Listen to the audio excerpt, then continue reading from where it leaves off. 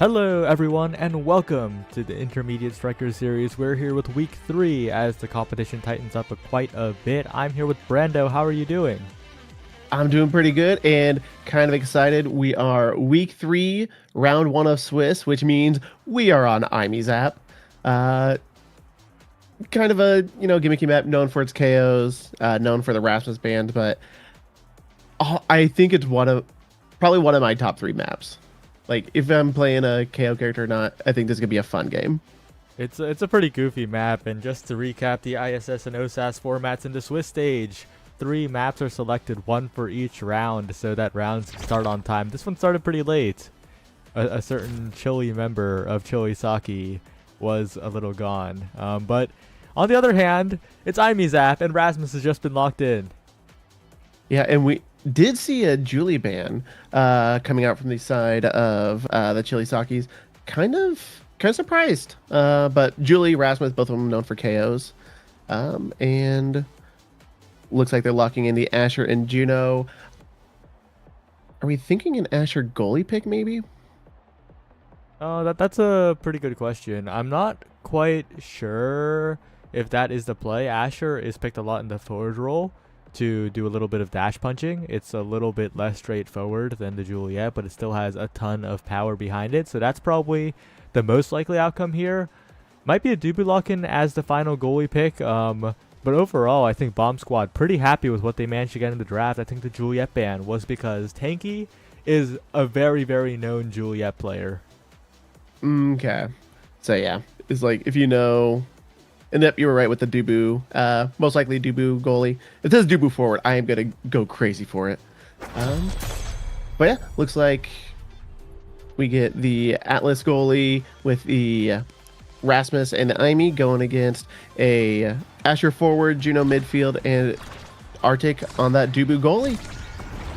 Oh, and it's a bit of a painful start here. Adrenaline Rush Egoist warps the entire game. Any KO will probably lead to a barrier take and a goal, but right now it's just the Juno of Captain Cole getting first blood and managing to save the barrier last second.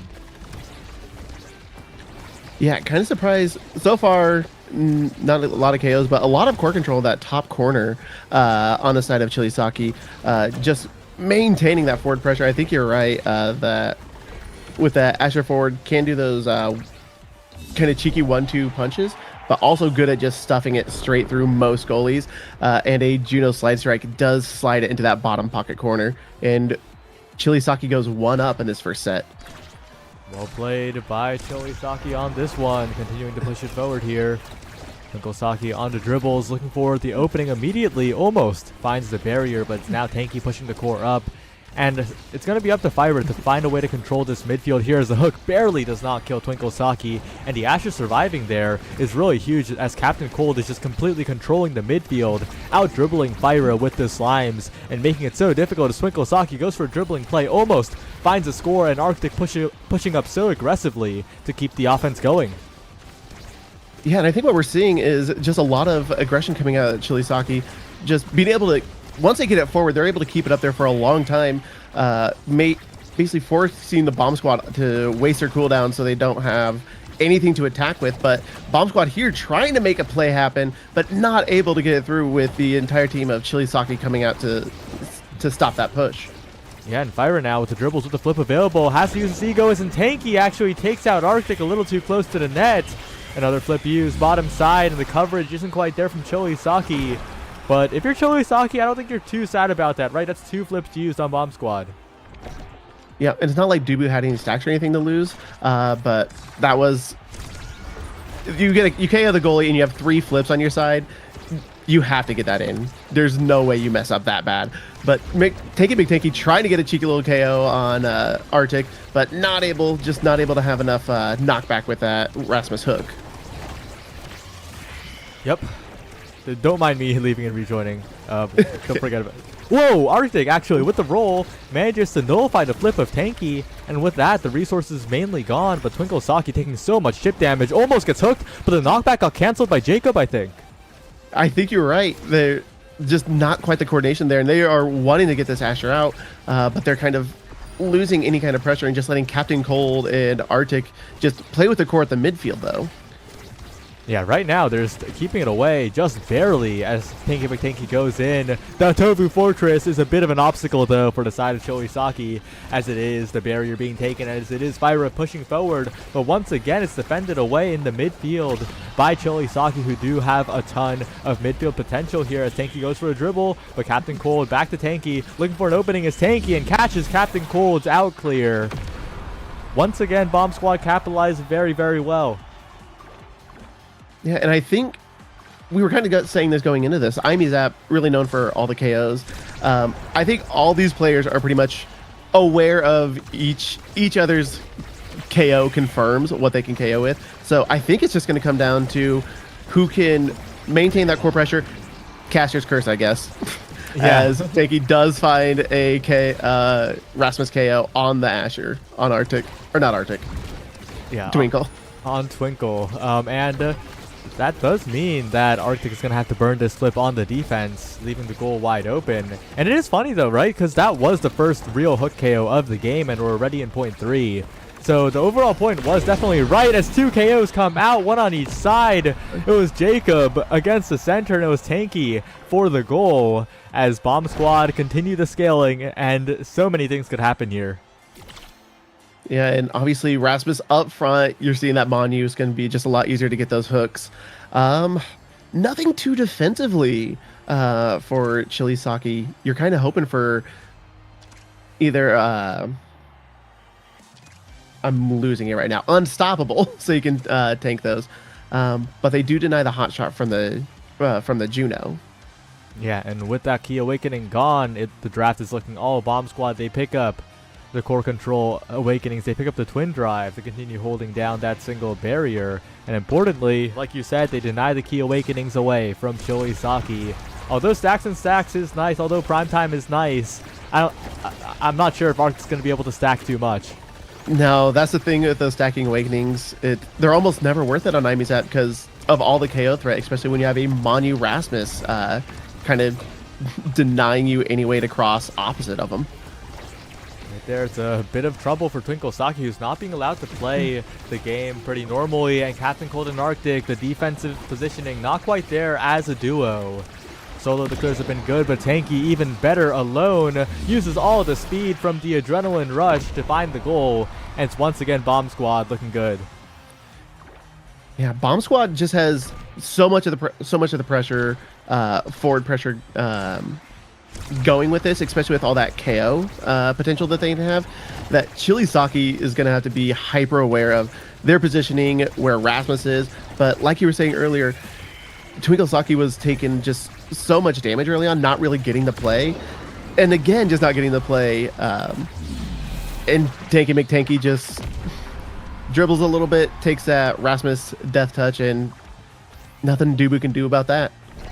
Yeah, Tanky McTanky is using these KOs so well with the adrenaline rush speed, right? Getting the reset, getting the speed, and just outmaneuvering Arctic in the goal box, who isn't too slow, but it's still Dubu in an open net situation. And I think Choisaki needs to find a way to keep these barriers up as much as possible. The aggression from Arctic is good, but the threat on the barriers is just being completely nullified because Jacob has 2 of those expanses to just send the core away. And I think that's kind of what Choisaki needs to do here. Like, keep that forward pressure upward, keep the entire team of Bomb Squad on their side of the field, and the pressure over there. That way they can't find those KOs, and they have to use all their abilities for defensive purposes. But the issue there is that if you're trying to aggress on the other side, that's prime real estate for Tanky McTanky to find a hook. And a good roll will send the core away for a moment, will stall enough time for the respawn, and maybe create a little bit more opportunity, but no, it's another KO coming out from Tanky. Yeah, and especially like right off spawn, you get KO'd, you come up with at least one elusive, you have to know Tanky's going for those hooks. Especially with the Adren Rush, there's no cooldowns. The cooldown's always going to be up after that respawn, as we see Captain Cold getting taken out by Tanky McTanky. And with a flip available, with a dribble, with a flip in front of the net, it's checkmate as Tanky sends it to the bottom corner. 2 sets in a row, the second one in a 3-0 sweep, and Bomb Squad are taking this Rasmus all the way on IMEZAP. Yeah, and Choisaki needs something. They have the unstop, But it looks like Oh. Tinky might be favoring the Knife's Edge for the speed and power over denying the Unstop.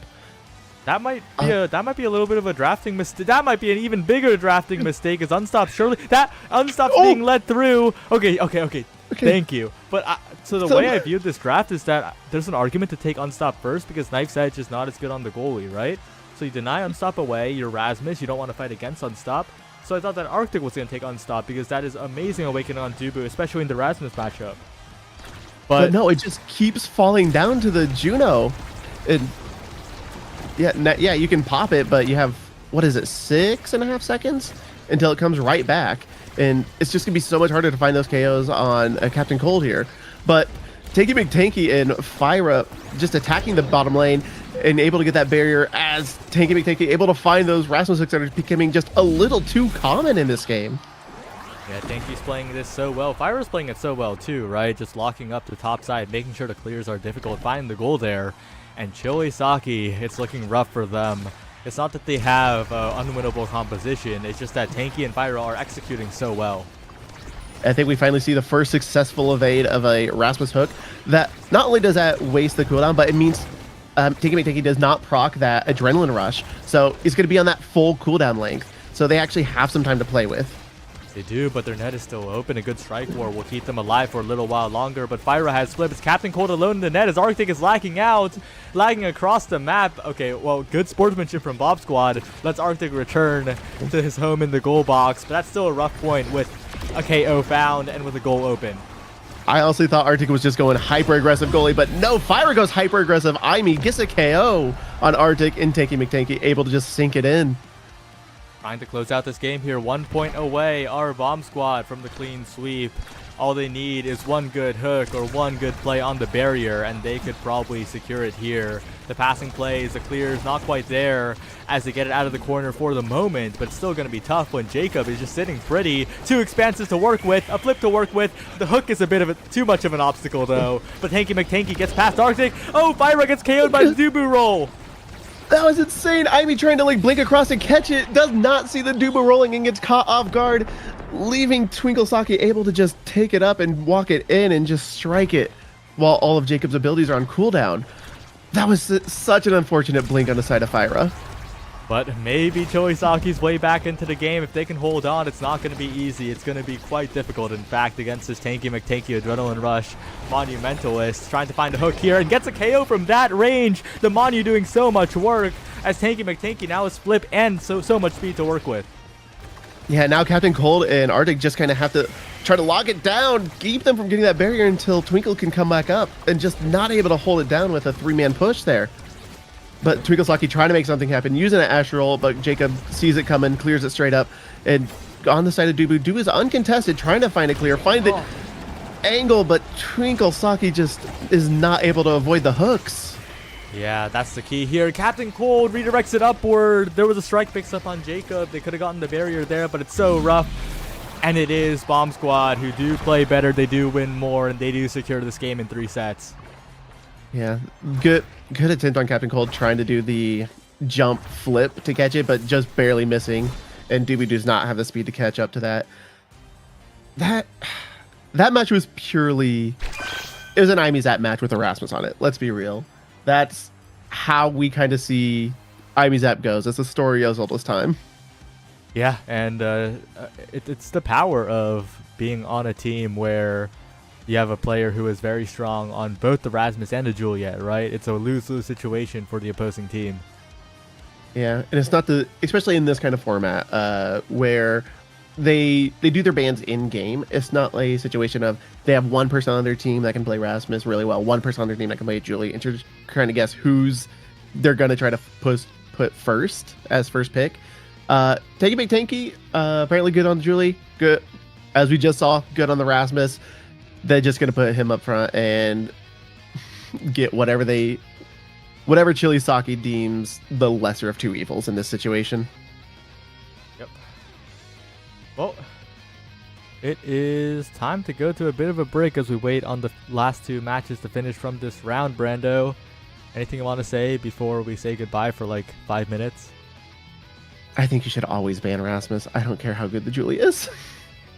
Well, The second Brando has spoken. Don't go anywhere. We'll be right back.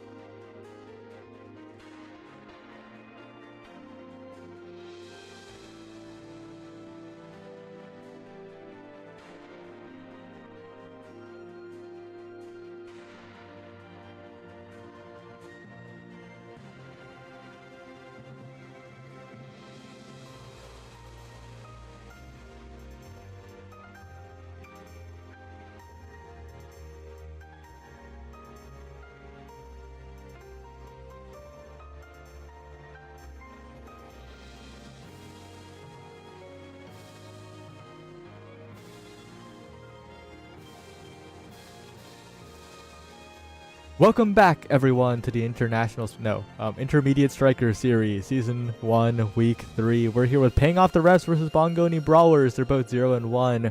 Must-win game for both of them. We'll see how it goes. I think we can go international, though. Why not? I think we've already gone international. Shout out to Chikara Kittens. Oh, yeah, that's right. Yeah. Best in-slot. Best international Mega Striker stream.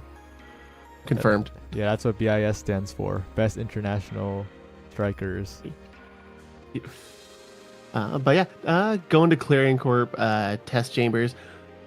Always an interesting match, just because the different variants you get. You get some that are more suited towards you're dealing damage, finding those KOs, but then a lot of them, or not a lot of them, but some of them more about the core control and finding those interesting angles. I guess, what do you think we're gonna see here? Do you think we're gonna see a damage comp come out, or are we gonna kind of see some more of that control team comp? I think it really depends on what the starting awakenings are. Clarion Test Chamber is a very flexible map after all. It can serve both of those modes, and especially with a team like the Bongoni Brawlers, they can do a lot of crazy things. We might see a Rune, we might see a Dubu forward, we might see a Zentaro goalie. A lot of things can happen here. Yep, and I don't know too much about the people on paying off the refs. I know Cold Ramen went against them in OSAS for a couple seasons, so I know they're a pretty good forward. They were on gapped guys then, and they had really good core control. I'm wondering if we're going to see that from paying off the refs, or not knowing Sykeem or Ripsic too much. Are they more damage focused? Are we going to see a more aggressive goalie on their side? That's a big question, right? Because AJ Cannon has casted Cold Ramen in OSAS, and Cold Ramen actually was the most notable performer for quite a while, I think, last season in OSAS. It's a bit of an interesting matchup here in that aspect. Yep, and as we load in, we're going to see kind of what they're hovering, kind of what they are initially before seeing the awakenings, what comes up, what they're leaning towards. We are seeing Ripsic hovering the Asher goalie, switch to the first spot. They really want to lock that in. And Aimee and Kai on the forward side, Juno and Kai now. Looks like a lot of mobility they're going for on the side of paying off the refs. Yep. Aimee Ban coming out. Always good to take away the staple, one of the strongest characters on this patch. Asher as well, taken away from Ripstick. They have done their research, or maybe that they just have the basic player knowledge that Ripstick does thrive on that specific melee goalie. And I'm an Asher goalie lover myself. Strike Shot Asher is my fave. But they are going Mako goalie. Still impressive, still really hard to get through. We're going to kind of see how the Bongoni Brawlers can do that with a Rune and a Luna pickup on their side. Is that a double midfield or a Luna goalie maybe? That's a good question. I'm not sure if we know yet. Also, hovering a double midfield for a moment, it was paying off the refs, but instead they're opting for the Juliet. I think they're predicting that the Luna's going into the goalie position, which is why they picked the Julie, which has a pretty solid time dealing with a Luna. Just dash punch, just win, smile. Yeah. But this last pick's going to tell a lot here. What is the final lock-in for the Bongoni Brawlers? And the answer is... Drumroll, please. X. Okay, X. So it is a Luna goalie. I think the read by could be an Sykeem X was goalie. good. Okay, Could be an X goalie. Let's not jump the gun here. There's no way, right? There's no way. No way. Okay. It was Tycho maybe. Yeah. Luna goalie we're seeing. Okay, honestly, it's worse on Tycho. Agreed. Okay, let's say it's fun. It's more fun on Tycho. Yeah. But we are seeing a prize fight on everyone except Ramen and Ripstick going for the aerials off start. Really trying to get KOs on the side of the Bongoni Enjoyers. Again, Luna goalie, that's kind of why you pick hers for all that damage. Yeah, and we might be seeing some of that here with a triple prize fighter as Sykeem is taking a lot of it. Good saves by Ripstick, but a dash punch by Sykeem. A prize fighter stacked up, and also Sykeem giving a lot more breathing room to walk around the field without taking too much damage. Yeah, Julie does not need to get you staggered to get a KO. All she needs is you on the near the edge. And again, we were talking about the different variants and kind of what they gear towards. This one, once that center bubble pops, really forces people out to the edge, which I think will really favor Julie finding those KOs. Yeah, shout out to Sage though. Sage's pillars have all gotten incredible value on both the defense and the offense here, mixing it up, giving AJ a chance as well. Wow, Sage is playing this game so well already, and on a pick like Rune that recently has been really thrust into the mainstream. It's been picked a lot recently in Nassel, but on the other side, Ripstick making some crazy Strike War saves. Finally, the barrier goes down as AJ flips and dips, and Cold Ramen pushes forward, but Sage still has a flip. Yeah, Sage is looking a little low. I think Sykeem trying to find that KO, but does catch, Cold Ramen does catch oh, wait, no, sorry, that was Ripstick that sent the core over and catches AJ off guard. Yeah, that was crazy because I the indicator was a little bit weird. It didn't look like Ripstick had Empowered Strike, but that was 100% Empowered Strike Gaming, setting the core so fast across the map as Ripstick makes another crazy save with the primary. Looks to be as familiar with the Mako as the Asher here. Yeah, but like you said, Sage with those rune pillars perfectly placed, catching Ripstick off guard as he tries to clear and just bounces it right back, does take the barrier. What a conversion by Sykin though. 2 barriers taken with just the dash, not the punch. A strike afterwards, the cherry on top as Cold Ramen sends it forward. A good strike by Sykin. And despite the great midfield plays, the moment paying off the refs gets one opportunity, they just get everything. Yeah, well, it's like you said, Julie's such a good matchup against Juno because she has a kick punch, but also, if your forward is just standing on top of Luna, there's not much you can do to stop you. Yeah, that is the secret, not so secret tech against Luna. Just stand in front of her. Oh, what is she gonna do? And dash forward if you're body blocking? Not really. And that's exactly what Sykin is doing a lot of the time, just zoning away AJ. Yep, and Sykin, AJ trying to dash to get it cleared before Sykin can even get it, but misses the dash, and Sykin able to get that final barrier and get the goal inside of Bongoni Brawlers opened up. Nice catch for Blade Valor, but is taking a lot of damage and no evades. Is Sykin or Ripstick decides that they want Blade out. And no, Blade able to strike it just outside of Ripstick's strike range and gets it in. I'm surprised Blade lived that long. Yeah, great survival by Blade's Valor, but also Sage once again, right? Okay, well, Blade's Valor did not survive that time, but Sage, with the pillar on the top side, cut off Ripstick's clear options on the bouncy house, and I think if Sage is allowed to scale, this game can get out of control because they're doing so well already. Yeah, even with Blade out, Sage able to play the midfield as a rune, able to get the barrier, but unfortunately, paying off the rest does get the double unlock. AJ with a nice dash, though, able to save it, but there goes Sage, getting a little low, and Sykin just eyes them up. Good strike by AJ, though, clears it away, but bottom side, not enough reach, unfortunately. And the small Luna, I mean, Paladins would, okay, well, paying off the refs, 3-1, takes the first set. Yeah, and Sage is doing so well at midfield, denying all those clears, but once the core gets over to the side of Bongoni Brawlers, Luna just doesn't have much anti-stuff, much to deny Julie from just walking up. What you were saying, just stand on Luna. And in this draft, I'm not seeing too much that could really help Bongoni Brawlers. And speaking of quite the opposite, the Luna is forced to take one of 3 pretty useless awakenings. Siege Machine, the only one that does something.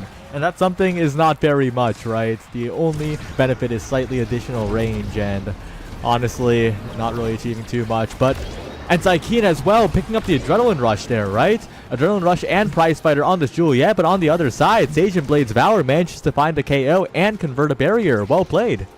Yeah, make it almost instantly a 2v2 just as Sykin just stalls out, trying to wait till we can get a normal 3v3 game going up. And does do enough stalling. AJ, on they spawn in, tries to dash to get something in, but unfortunately just not able to connect.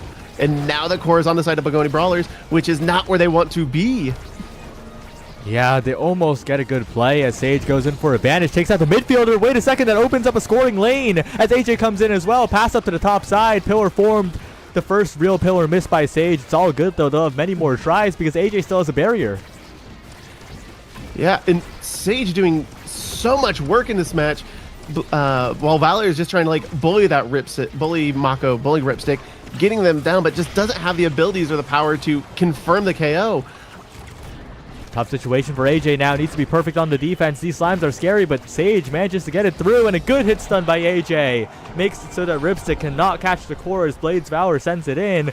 Maybe the Bongoni Brawlers, despite giving up Adrenaline Rush to the Juliet, maybe they've scaled enough, and maybe they have more potential, right? Spark on Blade's Valor. Yeah, just that much speed. I think they have to win a set. I think Sage is doing a lot of work. Catching the clears with the pillars, controlling the midfield. As I say that, Blade able to get both barriers open, but does take the KO in return. Yo, Blades is gone, but Sage almost has flip, right? If they can maintain at least one barrier here, if Sage can stay alive and get this flip, this is still incredibly favored for the Bongoni Brawlers, but they lose 2 barriers in one fell swoop. Sykin goes in, and AJ's in so much trouble.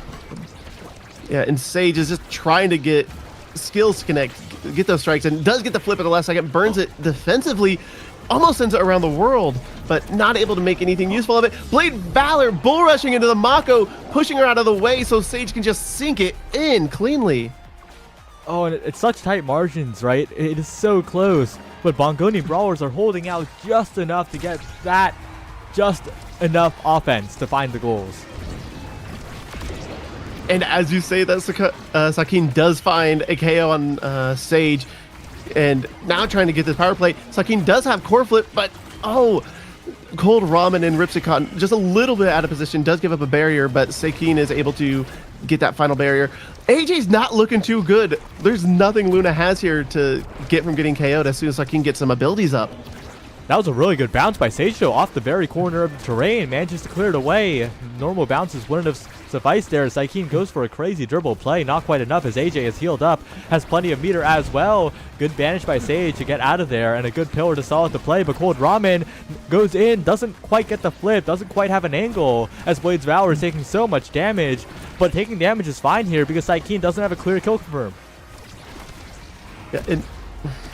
Yeah, I should say Blade's doing a good job surviving, but unfortunately they're not able to get anywhere near the action and control any of the core. And unfortunately, Sakeen and Cold Ramen do kind of eye up AJ and sink it in, and we do get 1 point on the side of paying off the refs. As they lose both barriers, Sage and Blade Valor doing a good, very quick push off kickoff. Yeah, that was so fast you couldn't even finish half a sentence before both barriers went down. Now, Sakeen and Cold Ramen trying to do the same thing on the other side. A lot of damage taken by Blade's Valor, but a good strike by AJ and a weird core stop off the barrier. Cold Ramen almost with an own goal off the pillar. A lot of trouble still, paying off the refs. 2 barriers taken. Dash away by AJ, but the rocket is clutch at the perfect moment. As Blade's Valor and Sage are both staggered in so much trouble. Sakeen, core speed, saved away by AJ. Sage trying to get it out of there. Good pillar as Blade's Valor goes forwards, but it's not enough from the Bongoni Brawlers. The damage pressure just too much on the Goo variant. Panoff Rest just had so much damage going their way, especially on that Goo variant. It's like, you don't have to get a KO, just get them in the Goo, and they're effectively out of the game for a good couple seconds. In a good couple seconds, Blade Valor is going to be out of this game as they're caught a little too close to the edge on this. But Sakeen does use their flip, trying to survive, almost gets KO'd, but luckily able to stay alive in this and keep that power play going. Yeah, and I think Bongoni Brawlers played that pretty well. The damage pressure on Sakeen, even more damage pressure on Sakeen by AJ. Sakeen staggered now. Blade's Valor finds the KO.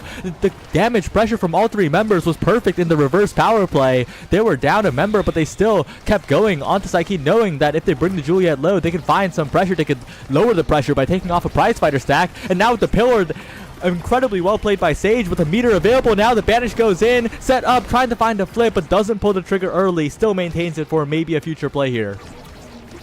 Yeah, you could see Sage is just trying to eye up, waiting for the core to get unbanished so they could use a core flip, but just in that mosh pit, not able to see anything. Blade Valor, though, with excellent dribble, getting Ripstick out of position and able to just sink in that bottom pocket before Cold Ramen or Sakeen could even come and help defend. And we were kind of saying Bongoni Brawlers may have lost that last draft, but they pulled it through. They absolutely did, and that's some more spark scaling, possibly, if that is what is wanted here. That's another single spark here for the ex of Bongoni Brawlers. Blade's Valor starting to turn into a bit of a behemoth right now, as there are plenty of other good awakenings, right? But Twin Drive falls down to the Luna. The eject Luna now going to fly so much more freely. And I think the Bongoni Brawlers have gotten exactly what they needed with that hotshot take, with the hotshot deny at the same time. Yeah, I can see where AJ is coming from. Their damage, their mobility is kind of what they're building into at this point. Was it worth giving up the unstop, and now there's allowing Julie to be able to do all those dash punches, especially as a Luna goalie? Yeah, that is true, right? It's the offense versus defense / denying argument, because unstop makes Luna's life so difficult when it's on the opposing side, and unstop would have been so nice to be able to knock a dash punch by Sakeen, but Twin Drive gives you so much more offensive freedom. And I think what the Bongoni Brawlers game plan is just they need to push forward. They need to be on the offense, because if AJ's put in a bad defensive situation, it's like it's already over. Yeah, and I think you're right. And that may be the play. Let's see if they can get any of that offense going. AJ able to find an amazing clear out of Julie's Fury of Fists. That had to be the tightest angle to miss. Barely gets the timing on that, I think. AJ with the good clear too, with a good rocket, sending it forward to Blades Valor, who sends it right past, but not quite enough to get it all the way through, as Sage mining the top side needs to be so careful, but Sykeem misses. A dash down from AJ, not quite getting the strike. That could have been a goal. Now a flip from Ripstick, but the angle is cut off. Blades Valor with the core speed in overtime secures the goal, and the Bongoni Brawlers are back. Yeah, I think offense is the way to go. They're able to just keep Julie kind of like just out of position enough that she can't find those kick punches that'll let playing off the refs get that striker advantage.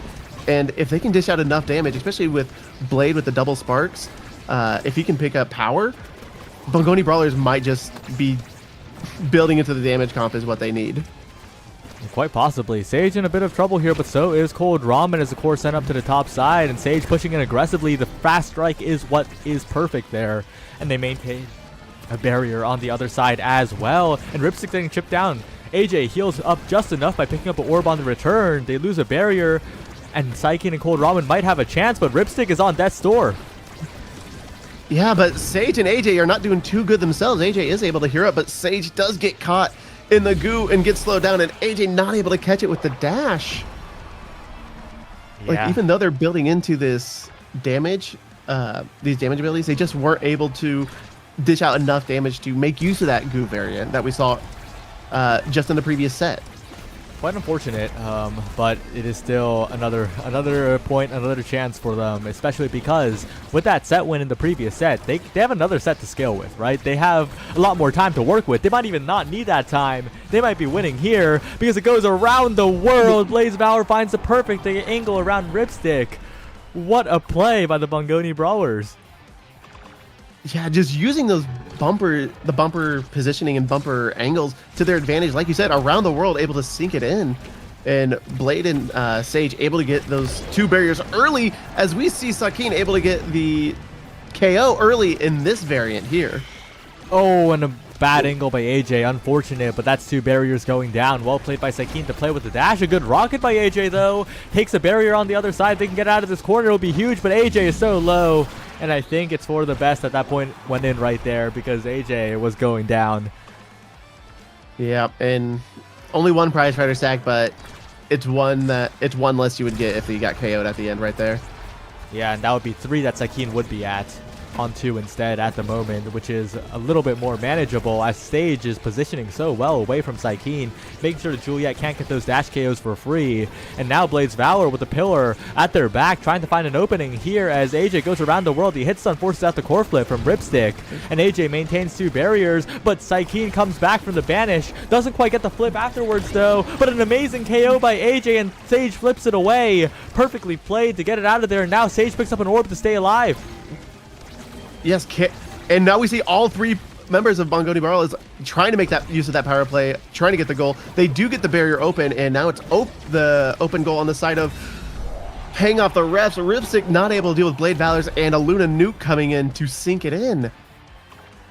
What an amazing point. Bongoni Brawlers, they are clutch when it matters in the 5th point, and we are seeing even more scaling coming in. That Spark of Focus is going to be denied expeditiously by the Juno, but that means that X is going to get 1-2 punch Catalyst or something of that sort, and Missile Prop also coming in as well.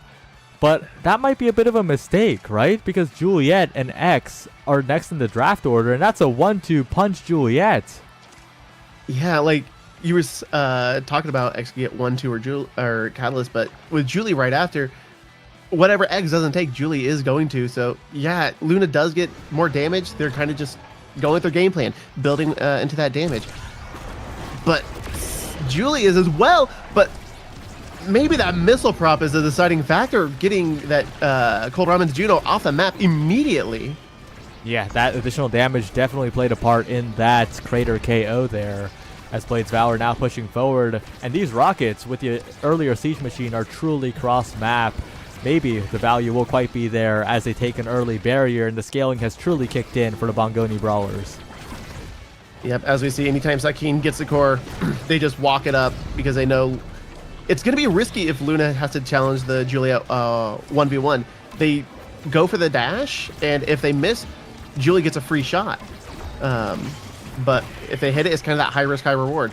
But Julie has the unstop. So, yeah, the Bongoni Brawlers defensively, very weak. And so they need to keep the damage going, need to keep the core on the side of paying off the refs so AJ can help out with all that damage. Oh, but Saikeen, this time going for another attempt. So many risks taken, I think, by Saikeen, going for these crazy, flashy plays when all they need to do is be consistent. And that's what Blades Valor is doing on the other side. I think Saikeen needs to stop going for these setups and just dash punch. Just dribble into dash punch because you will beat the Luna that way. That's literally, that's just Julie, just dribble dash punch. But yeah, they're kind of getting a little too fancy. Blades, X can't really get too fancy. X just punches. So able to be more consistent there. But paying off the rest, getting a lot of early pressure, which is not what Bongoni Brawlers want. AJ with a nice missile clear, sending that core red onto the other side, but Ripstick able to get there to defend it, but not able to defend with a Blades Valor X in your face. Does lose one barrier.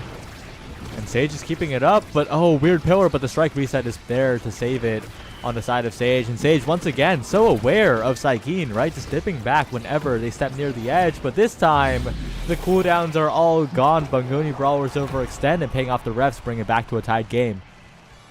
Yep, and that may have been a conscious effort on AJ to let that go in. Flip may have caught it. It may have been right on the edge there, but going into this set or into this point with Flip here, he burns it defensively though, not able to get anything out of it.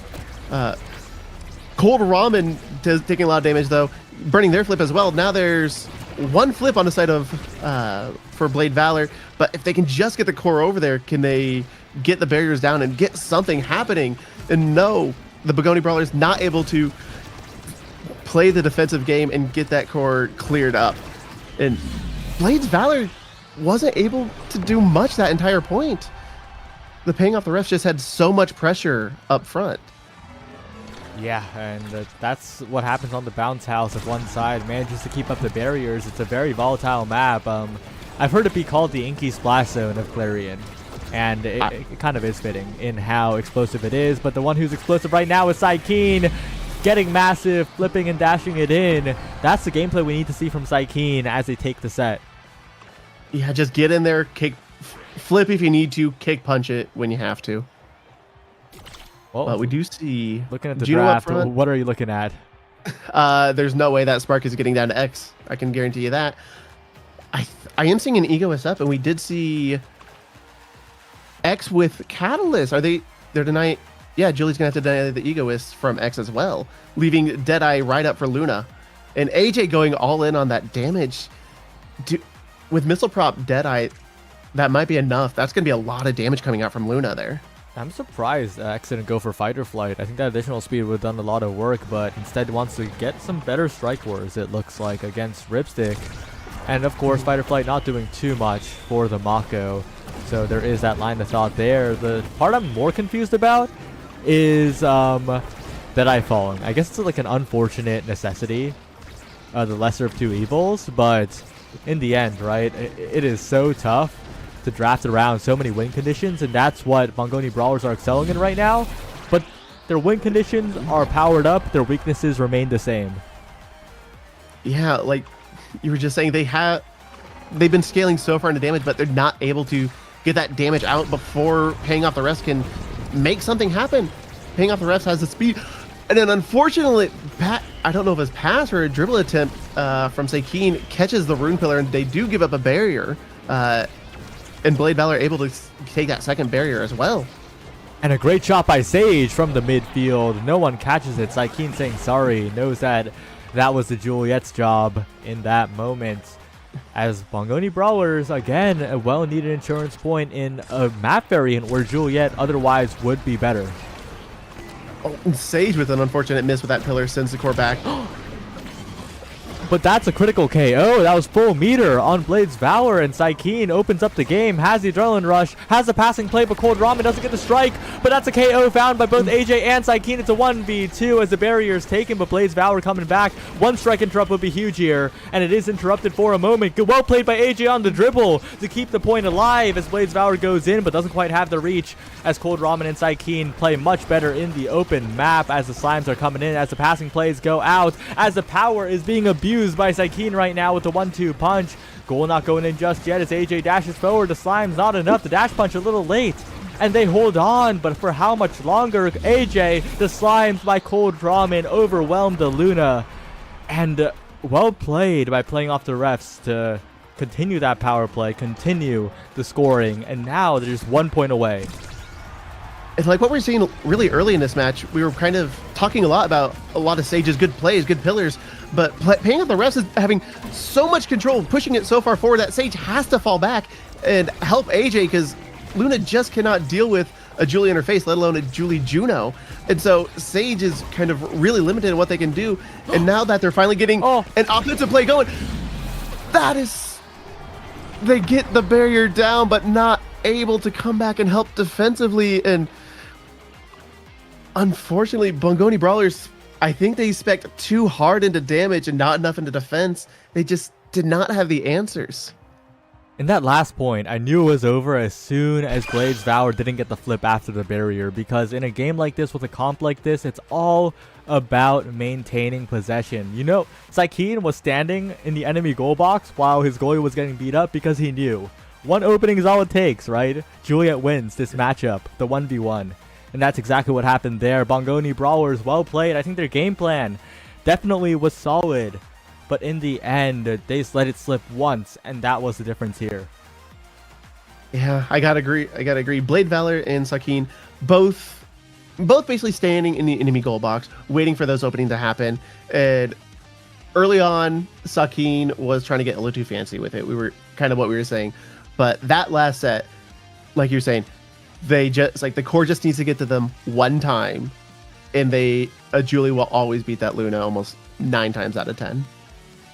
Yeah, and don't let that distract you from the fact that I think a part of the issue might have been the draft strategy, because Blade's Valor, I'm pretty sure would have been more comfortable on the Asher, right? But by denying the Asher away from Ripstick, that's another pick taken away from the pool.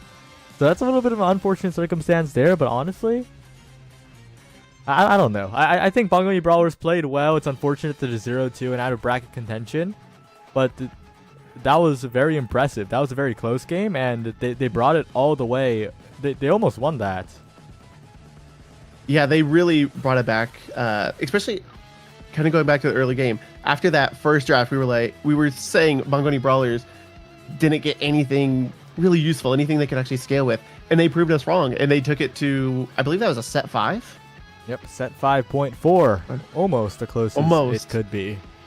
Yep, and they kept going into damage, and they just needed something a bit more defensive, because as soon as the core got onto their side, they were just using ability after ability between Sage and AJ to get it out. That once they did, paying off the rest, was able to control the midfield. Once they got the core possession back, send it right back to the side of Bongoni Brawlers and keep the pressure going. Well, on that note, we will be going to a break. See you next time for the next round of Swiss. Don't go anywhere.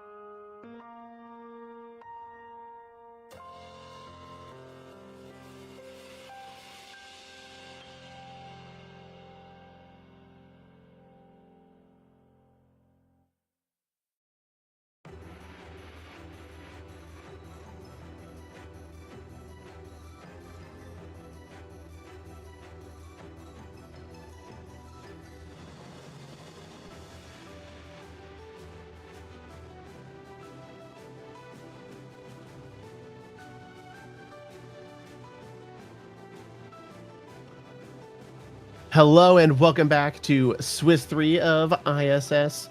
I am Brando V2 and we are going to see Royal Voyagers against For Flip's Sake going into AtLab. What are you expecting to see out of these two teams, Saya?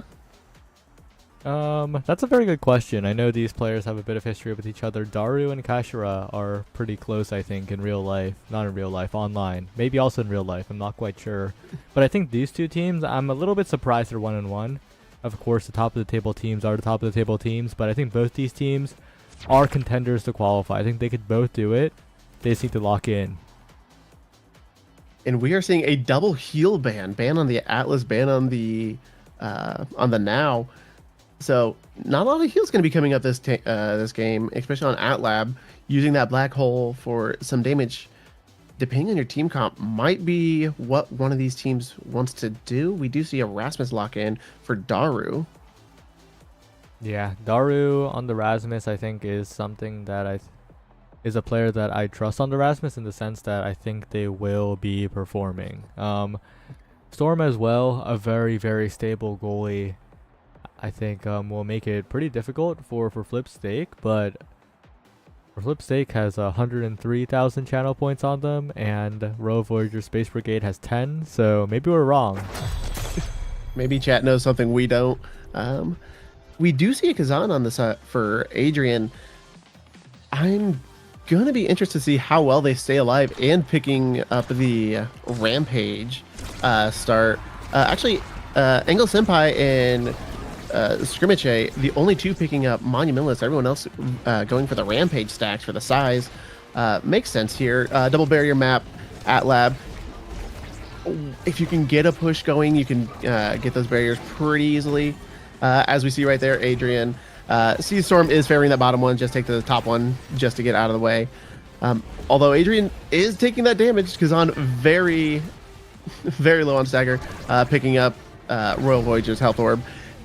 And able to hook it right back to them, taking Storm by surprise, getting that barrier down, and with the Kazan secondary pop, does sink it in, and we do go 1-0 for the side of For Flip's Sake in his first point.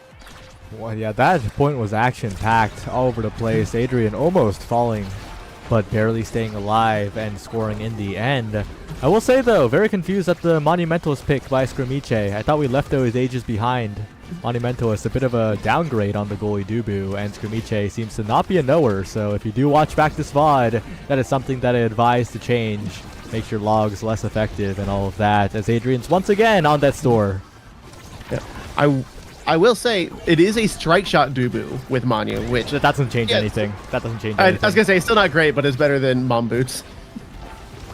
Well, logging it out of there, log not breaking there was very important. Almost broke, but still stayed alive. Barriers open, though, means they're in a lot of trouble with the passing play as Roxas tries to sneak it around the top corner, but these massive rune pillars are proving to be a bit of an obstacle as they try to go in for the goal, but the calm passing plays once again keep the core away from the barrier, and Storm holds on.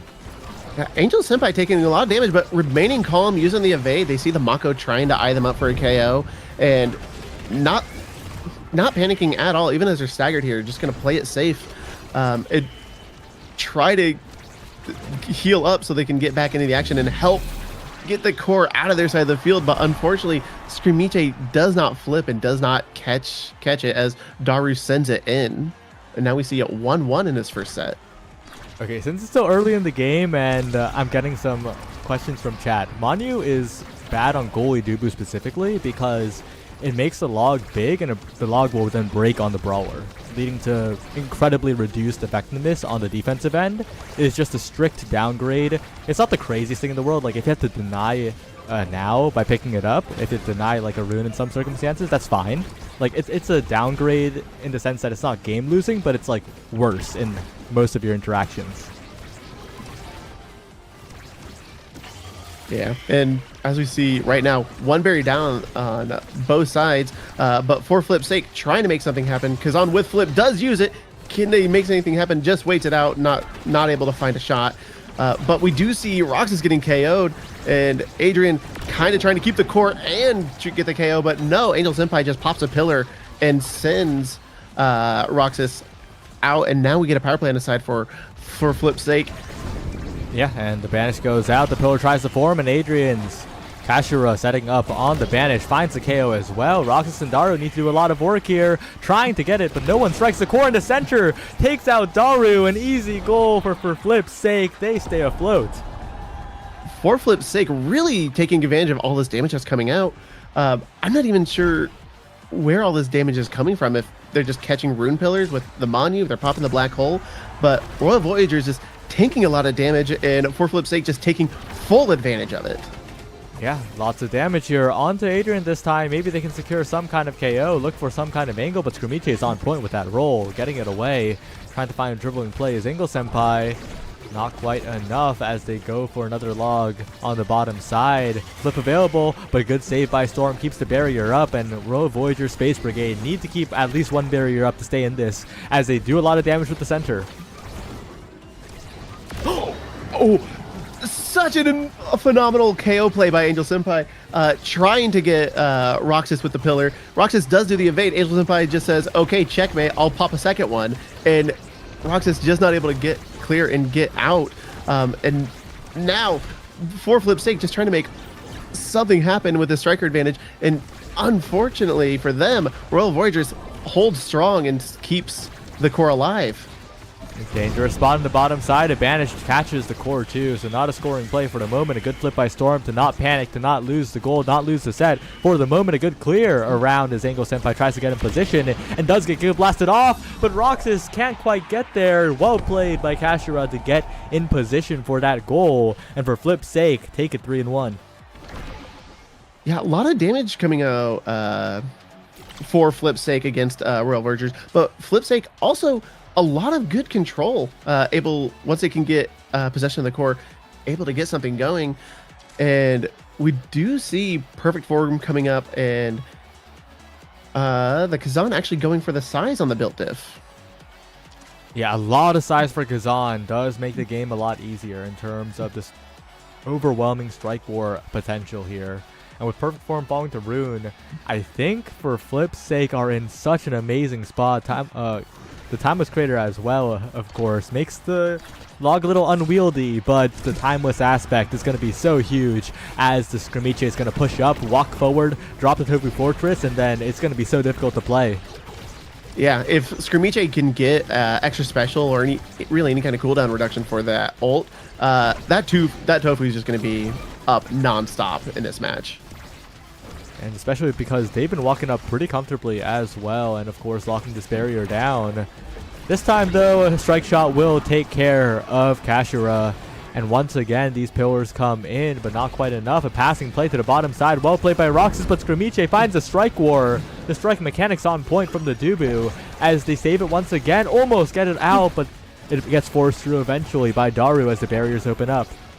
And I think Kazan's hook actually may have pulled it back into their own barrier as Screamiche was trying to find the clear. But yeah, can Royal Voyagers, Daru just trying to make something happen, but a 2v3 not able to do anything with it, no clear passes, and they just get it through. But they do find a KO! And sends it straight to the top corner and gets the shot in. Wow, what a point. Storm finds the flip to the top side, and the KO with the Giga from Roxas was crucial as well, as Royal Voyager Space Brigade, although the Awakening draft wasn't too great, they did find some stuff, but a double banish is 2 barriers taken. Amazing from Angel Senpai. Angel Senpai really good on the banish, not catching the core, and able to get both those barriers out. But now Roxas using that Kai Barrage just to get one barrier, but now they're on the defensive. All 3 members of Royal Voyagers trying to just slowly walk the core to where they can make something happen. And a phenomenal mix-up from Angel Senpai.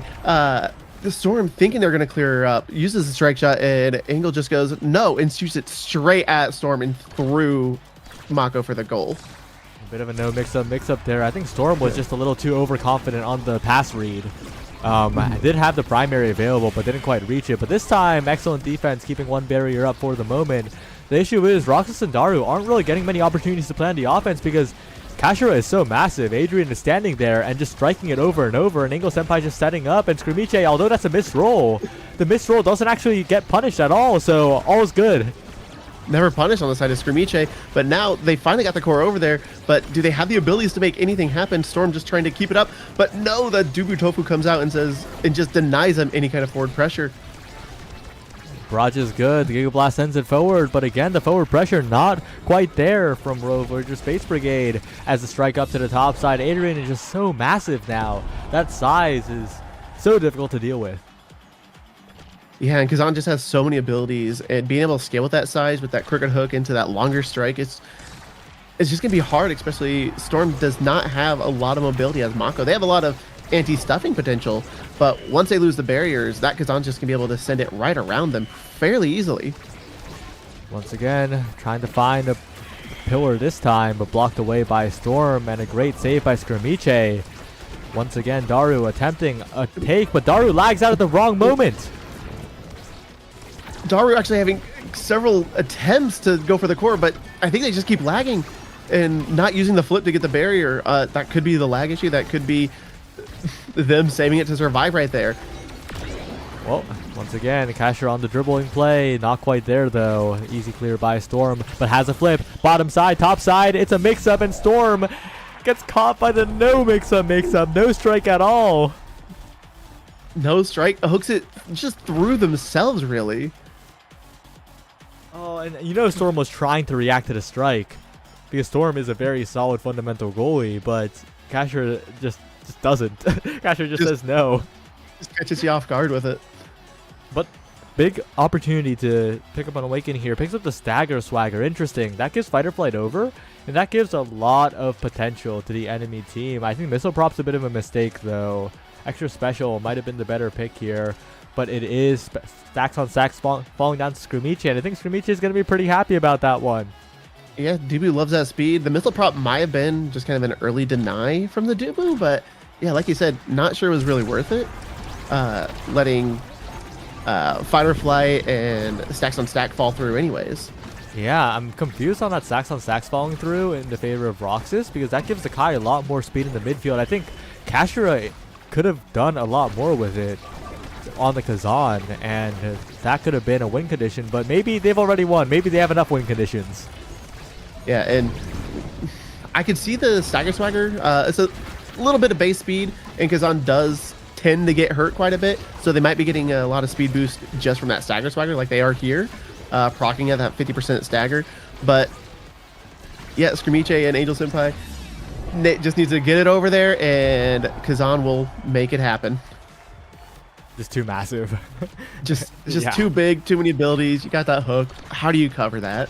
And every single point, if it goes somewhat well for Flip's sake, even if they lose the points, that Kazan's going to get even bigger. Yeah, and it's only a matter of time before Kazan hits critical mass, and they're just too big for you to do anything against. Well, they got to try. They got to try to win early. A good flip up to the top side. A missed strike, though. One barrier taken, but that's not two. That's not the goal opening up, and Screamiche is going to have a very solid time. Has had a very solid time so far in this game defending that single barrier. It's gone down multiple times, but more often than not, it's been the point. And Daru's not pushing up hard enough, I think, giving Adrian one more chance, and oh no, Roxas a dribble, but it's still saved away. They find a way out of the corner, but a bandage onto two by Angel Senpai, the extra special putting in work. Yeah, the Rune Banish just hitting both the goalie and Roxas there means there's no defense. Even with the reduced time from being in your goal box, they had just too much pressure.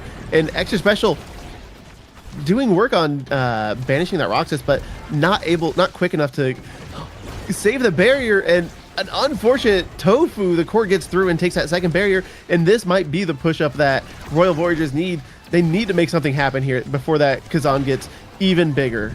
But the issue is, right, that's two barriers down. That's two stacks of Rampage, even if they win this point.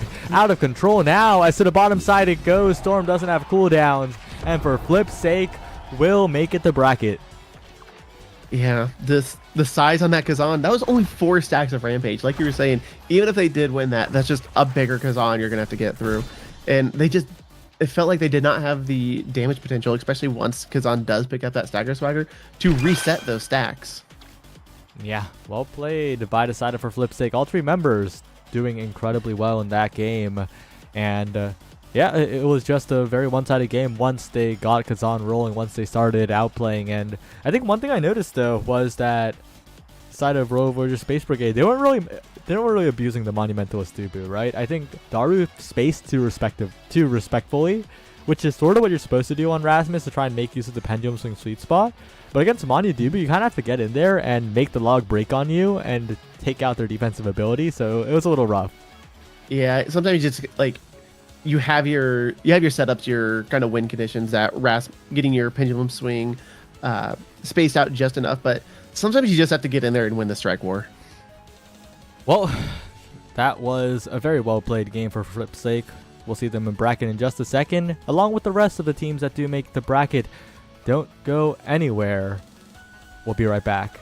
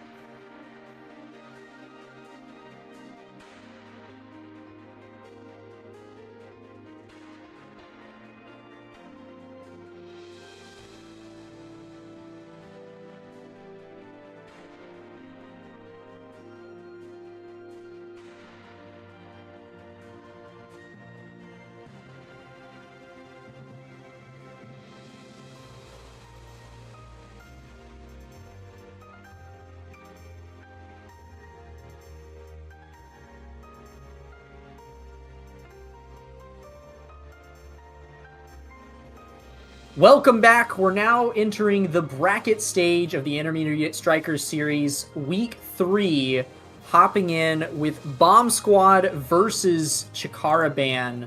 Two incredibly fun teams. We got to see some Chikara Ban action in the bracket last week, and I know that Bomb Squad has been making ripples in ISS since Week 1, but this is my first time getting to enjoy them. I'm here with Kurikan on the cast. What are your thoughts as we go into this match? I mean, both teams, like we've seen them before, and now we're gonna come into one of the probably a really good matchup as our first qualifier match. And as we load in here, like we already know about Kenzie and Ghastly and Bussy Biddies, and as like a really good team, and then we have QT Jacob, Fyra, and Tanky McTank as we load in onto Taiko Temple here. What are you looking for in terms of like where we're going to see as picks? Even though there would be unconventional drafts for this match, I am half expecting Fyra and Tanky to go Juno Zentaro. I think it's a really strong offensive duo, and it's their mains for both of them. It looks like there's a Rune ban coming out from the side of Chikara ban.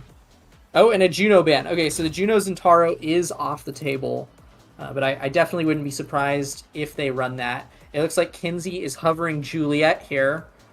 Definitely not a bad pick for this map, especially because you get those lanes that make it a little easier to land dash punches.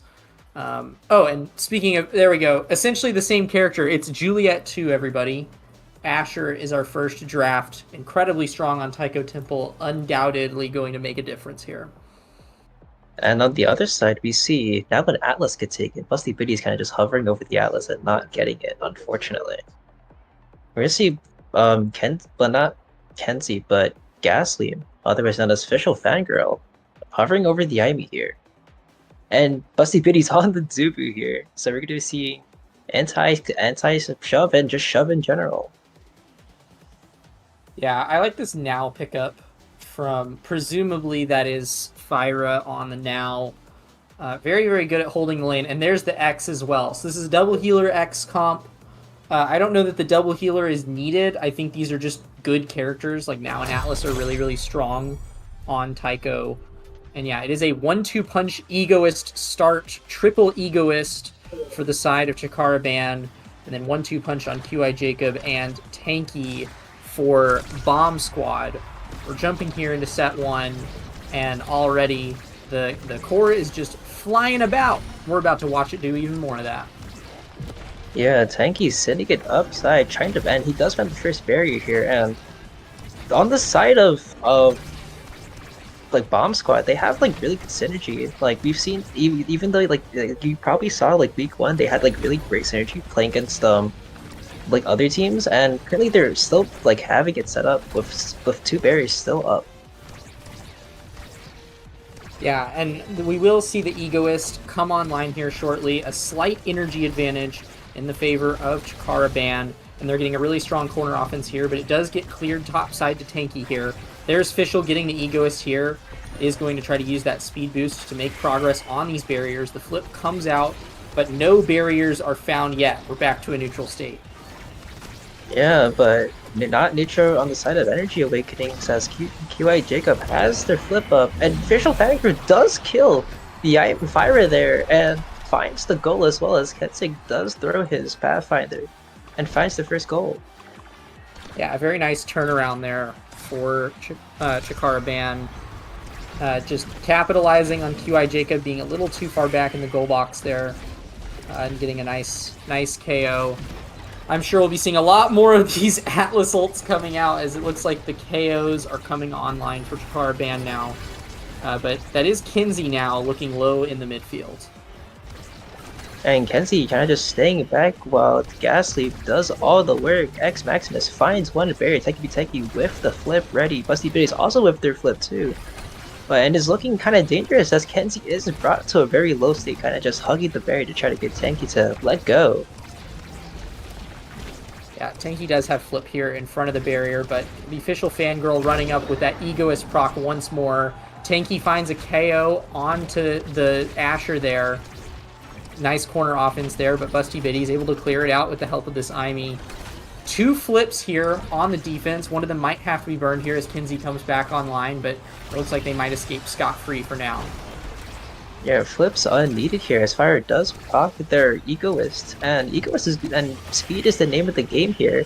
As Fire finds a second barrier opening up the side of Chikara Ben here. Official Fangirl and Busty Biddy's both having flip. Busty Biddy's burning his flip. Good dribble by Tanky, and it looks about even again. Yeah, Tanky does get some nice dribbles in front of here. Actually manages to get out the Tofu Fort. QI Jacob with a defensive flip. Kinsey staggered now. Tanky going in for the kill. Elusive will save him for just a second, but won't keep him alive. There's the defensive flip from QI Jacob to set up the power play. Flip traded with Official Fangirl. Now Primary sends it in, but Busty Biddy's waiting there to save it. Strike shot, keeping it up. Kinsey's back online now, though, so that is the end of this power play, and it's Chikara Band's turn to try to turn it back around. Dribble from Tanky almost finds the goal, but Dubu walks back and finds it again once more. And with some nice team play, and there's that buff from the 1-2 punch, the core speed will be the thing that gets them the goal in overtime. Yeah, great positioning by all 3 teammates of Bomb Squad here, just finding the correct angles to play and just being able to outplay the goalie by just core speed in general. And earlier, we kind of just saw a lot of like chaos coming out. Kenzie getting staggered twice, finished off by Tanky McTank, and Tanky McTank, well, not Tanky McTank in general, but he died once, and I'm pretty sure Fire also died. And that is, and speaking of KOing here, we see the Ivy get taken off the map by Tanky McTank here, setting up a power play. Yeah, and Fyra is close to this Egoist proc here. Dribbling around in the midfield. There's the Egoist. Pops the flip here, but it gets blocked away by the somersault. Almost a double barrier grabbed.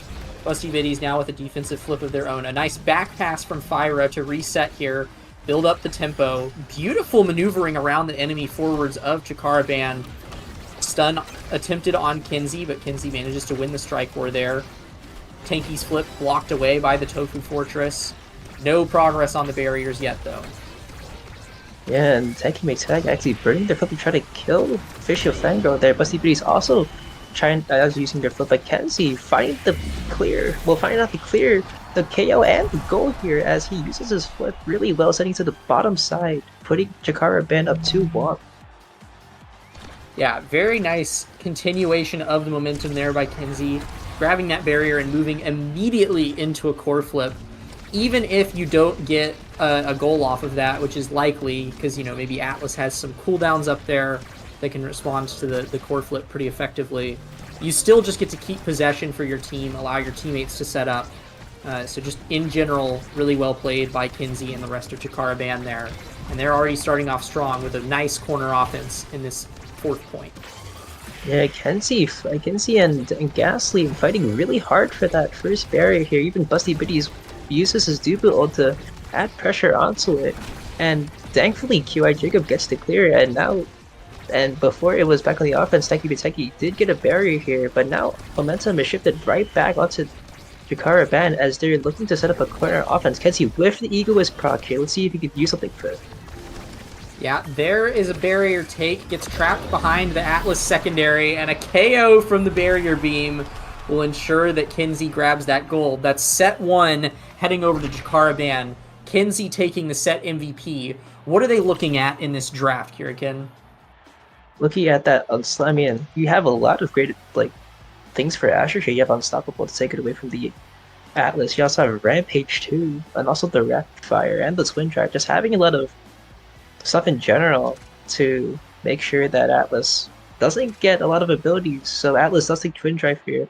Kenzie opting for the Knife's Edge, looking to find more kills here, and kills will be a very prevalent thing as Chikara Band already has probably 4 on the board. Yeah, it's tough to say who came away on top on that draft. I think more or less everyone got something that they wanted. That Knife's Edge, though, is going to be a huge buff for this Asher. Speed is by far her best stat, and with a lot of size awakening still in the pool, there's a lot of scaling that can still be done with that Knife's Edge. For now, though, it'll be earning them the first barrier of the set, and some nice offensive progress here. Yeah, I want to kind of come back to how they let X slide out with the Rampage here. X being a very, very cool scaling character means that if he gets the right awakenings, he will transform into a kicking machine here. And as I say that, Taki Mitaki is actually coming up on flip and just solos the 1v2 here as he takes the gold. Yeah, Tangy Mateki only has one of those Rampage stacks right now, which is just a testament to how solid of a brawler that he is. But certainly as the set goes on, we're going to see this dude scale even more and become even more of a menace to Chikara Ban. An unfortunate whiff there, flip there for Fyra, but they do manage to find a barrier on this kickoff. Yeah, Fyra the only one kind of missed their flip, which is unfortunate. Again, Official Fangirl fighting both barriers here. A trade-off is that Kenzie does get knocked off the map by Teki McTeki, burning X Maximus and the flip here. Teki McTeki fighting the second goal here. And the power play about to come offline as Kensix gets back online. Yeah, Kenzie is doing a good job of marking this X right now. I think that's really, really smart when you're on defense, especially now that Kenzie has this knife's edge to rotate up fast. We'll see him zoom up the field right here and get in touch with this Atlas, the path splitter, used as a bit of a pass shielding tool there to Official Fangirl. The dash coming in, trying to contest this Atlas. Cooldowns get burned away, and Official Fangirl actually finds a KO there. Now corner offense with this Asher, supported by the Imi turret. Egoist proc on Official Fangirl. Maybe a core flip here, passing in front of the net. Very well played here, but the flip does get burned, and QI Jacob is back on and is well defended away, and a power play in return for Bomb Squad. Kenzie uses the flip here and threads the needle between Fyra and the Atlas Expanse. Even in the face of that power play, Chikara Ban find a way to make progress in the set. Yeah, Kenzie, good find on the top angle here, kind of just showing that brawlers do get it done indeed. Even though Taki Mitaki does find the kill. And speaking of brawlers getting it done, Kenzie also finding the kill on Fyra here, setting up a power play for Chikara Ban, and these power plays are what's going to decide the match here, as both teams are finding precious kills. Yeah, and I mean, Kenzie is especially being helped out by this knife's edge pickup. So much power on the edge, which is already where Asher loves to find her prey. And yeah, even more core flips coming online here for Chikara Ban. There's Busty Biddies burning one. Gets out the Atlas Expanse. A double offense coming up here from Tanky and Fyra. Does manage to find a point past it, though. Well defended away by Bomb Squad.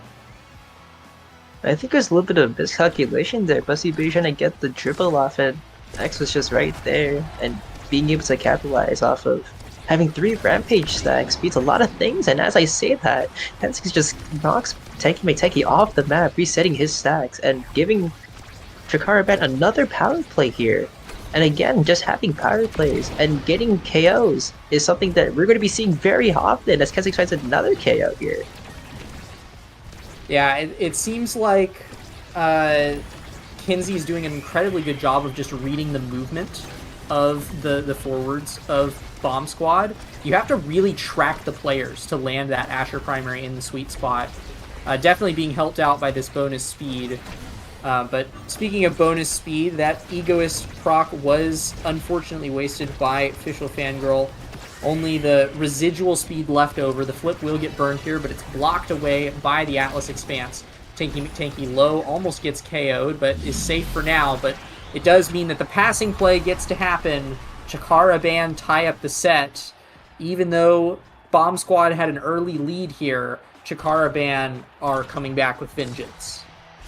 Yeah, kind of just taking back the point with just solid playing here, and Teki Fyra both looking to try to kill Kensix here, as they do almost knock him to the edge. Unfortunately for them, they do not find a kill, and Kensix just saying brawlers get it done again, just soloing QI Jacob here, and it's looking like a very losing battle on the side of Bomb Squad. Yeah, Bomb Squad are really struggling to keep their barriers up. But they do manage to find a KO here. The Virus flip does get defended away, but they have an opportunity to take advantage of this power play. Kenzie's about to have a flip of his own and a KO. The power plays are just non-stop as Official Fangirl is back online. This dude walks up, has flip in front of the net.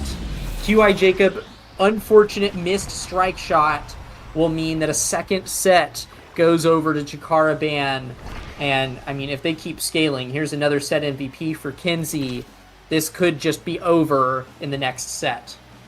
I mean, he just found, I think it might be over as he does find Catalyst here. Catalyst is going to be such a strong pickup, especially since he has the Egoist. And power that up with the Knife's Edge and just standing wherever he feels like just means that, oh well, if I have Flip, I kill you instantly because Knife's Edge does a lot of damage and pushes you back really far here. Aimi taking the Monumentalist away from QI Jacob, which means that he has to settle for the Timeless Creator. Yeah, well, and even more critically, that means Fyra is left without Monumentalist and Timeless Creator, which are both such transformative awakenings on now, especially Monumentalist. So just a well-navigated draft from Chikara Ban, but Tanky does take advantage of a nice pinned Kenzie in the bottom corner there, finds a power play, and Fyra and Tanky are still doing their best to keep Bomb Squad in the game. A beautiful double barrier from them gives them the best opportunity they've had in a long time. Yeah, I think that Bomb Squad just has to clear up some of their just bad plays, even though there have been too many to count, sorta, because it doesn't really look like they're out of position. It just looks like they're getting kind of just outplayed in general. So if they end up cleaning their act up, we might be seeing a reverse sweep technically. And reverse sweep, as I do say, as both gold nets do come down here, and it's left as an open goal for both teams. Yeah, but Tanky has this flip in front of the net and goes for the bull rush into X Maximus, chained off of a core flip. What a way to finish out a point. And I believe, am I mistaken, that also got Busty Biddy's flip, if I'm not mistaken, which is a very nice trade in value as well, because it means they don't have to deal with it at this point. Yeah, getting actually popping the Max Axis was a great move there, and Busty Biddies without a flip means that there could be something going on here, as QI Jacob and Fyra are both fighting for that, trying to defend the barrier, and unfortunately it does fall, and Kensing's trying to just doing all of the work here as he sends it through Jacob, unfortunately not striking it, tying up the score 1-1. Yeah, it is going to take a lot for Bomb Squad to come back here. They can't let Kenzie get more KOs. They can't let more power plays fall to Chikara Ban. And preferably, Tanky needs to generate more of these power plays. He's been doing a really good job this set, finding some good power play opportunities. But only time will tell if he's able to keep that streak up. A scary near core flip, near barrier drop there with Kenzie in front. But Bomb Squad does a fantastic job defending it away, and the offense does grab a barrier there, but this is a triple flip situation for Chikara Ban. All three members of Bomb Squad pressed up against their barrier, and Kenzie just pushes through. This is an Asher moment if I've ever seen one. Asher moment as is, because he also brings fire. It looks extremely low, not staggered yet, but still indeed very, very low. And QI Jacob first to point to flip with a great glitch pop.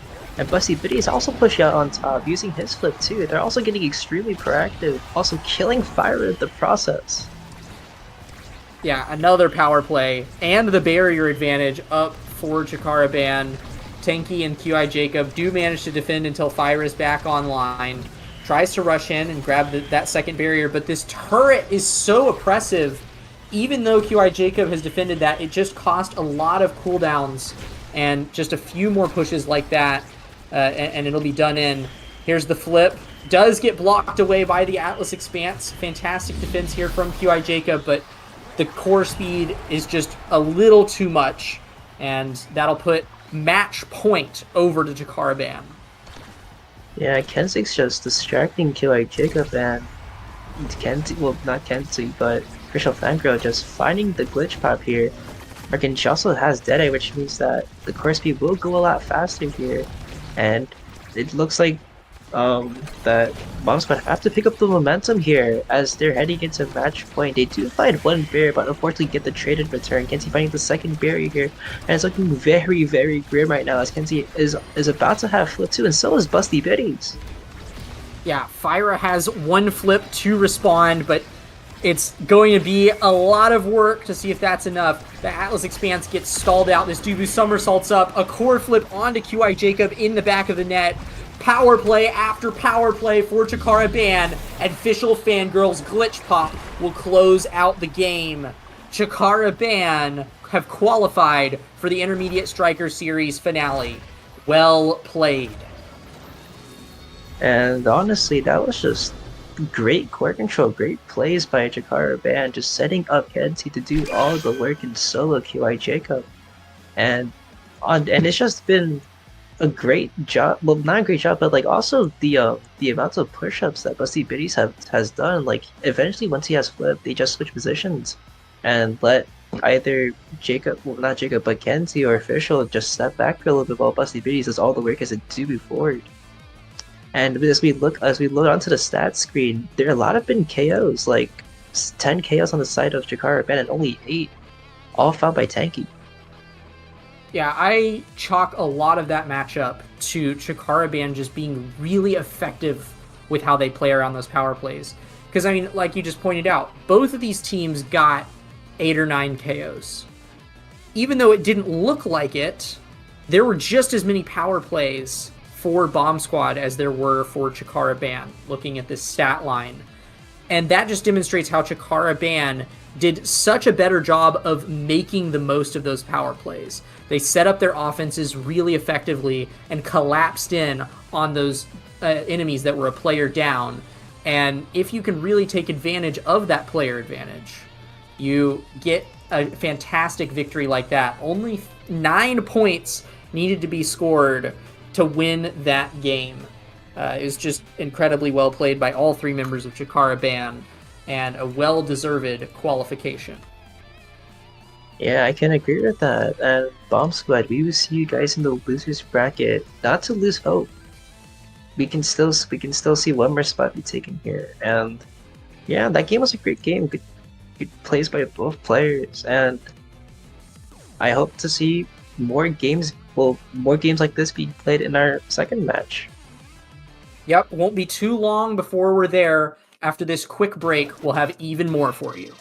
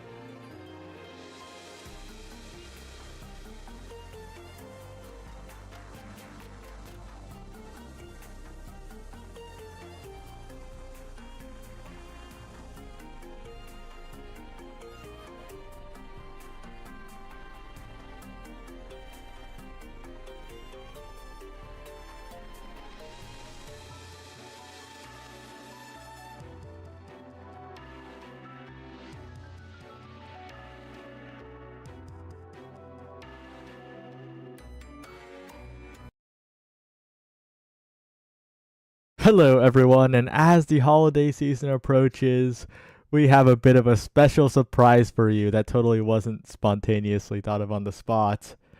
Are we ready? Yes. Indeed, we are. All right.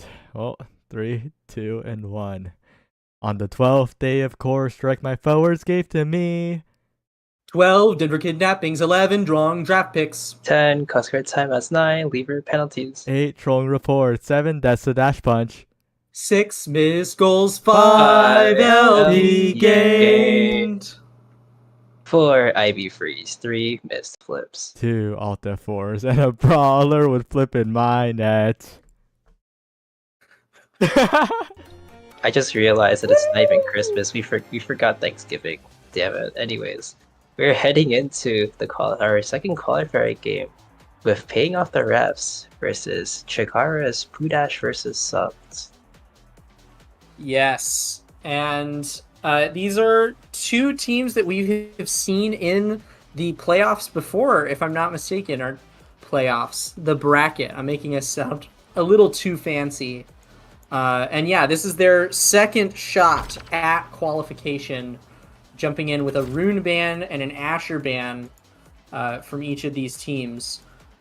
What strategies are we expecting to be whipped out here as we head back to Taiko Temple once more? I mean, I love the Taiko Temple, and as we saw with the bans earlier, we had seen the Asher actually get banned off of Ripstick. Ripstick being very notable on that Asher. So like now without the Asher, he's forced to play Atlas, Psykeen and Juna. Well, Psykeen going Zentaro and Cold Rabbit 14 going Juna. We already seen Octavia though, which is really funny, actually, because I don't think we see Octavia as much, right? Yeah, it's definitely a rarer pick on this map because it's really easy to move the Octavia around with the Taiko drums and also move the core around so it can get away from her a little easy. So it's an unconventional pick, but we've seen people cook with it before. We'll see if Cliff is one of the chosen ones as we're jumping into this first kickoff. I do like the Juno Zentaro forward lineup for Paying Off the Rafts.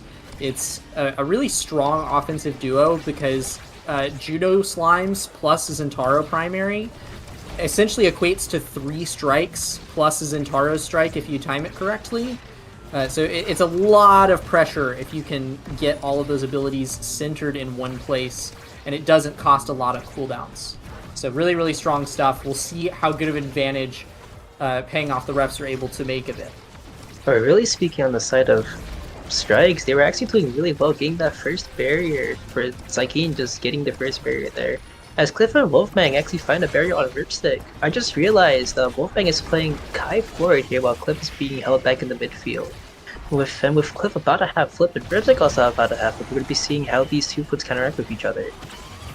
Yeah, a decent chance we'll see them traded, but actually Psykeen just calls out that core flip on the goal arc and scores our first point.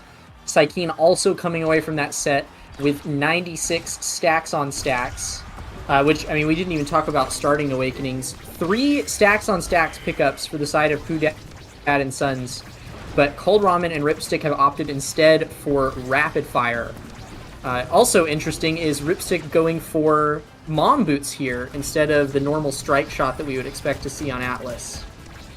Yeah, it's going to be a very controversial pick, but we can see how Ripstick would like it because having like speed on Atlas is pretty cool, especially when you don't really have as much abilities and you have to come back and check the core and not really use any of those cooldowns. But another thing to talk about is kind of how Psykeen and Code Ramen both took Mag Souls here, and Cliff and Wolfgang taking the standard slick kicks. And low key, it might be working out as they are gaining a lot of speed and momentum.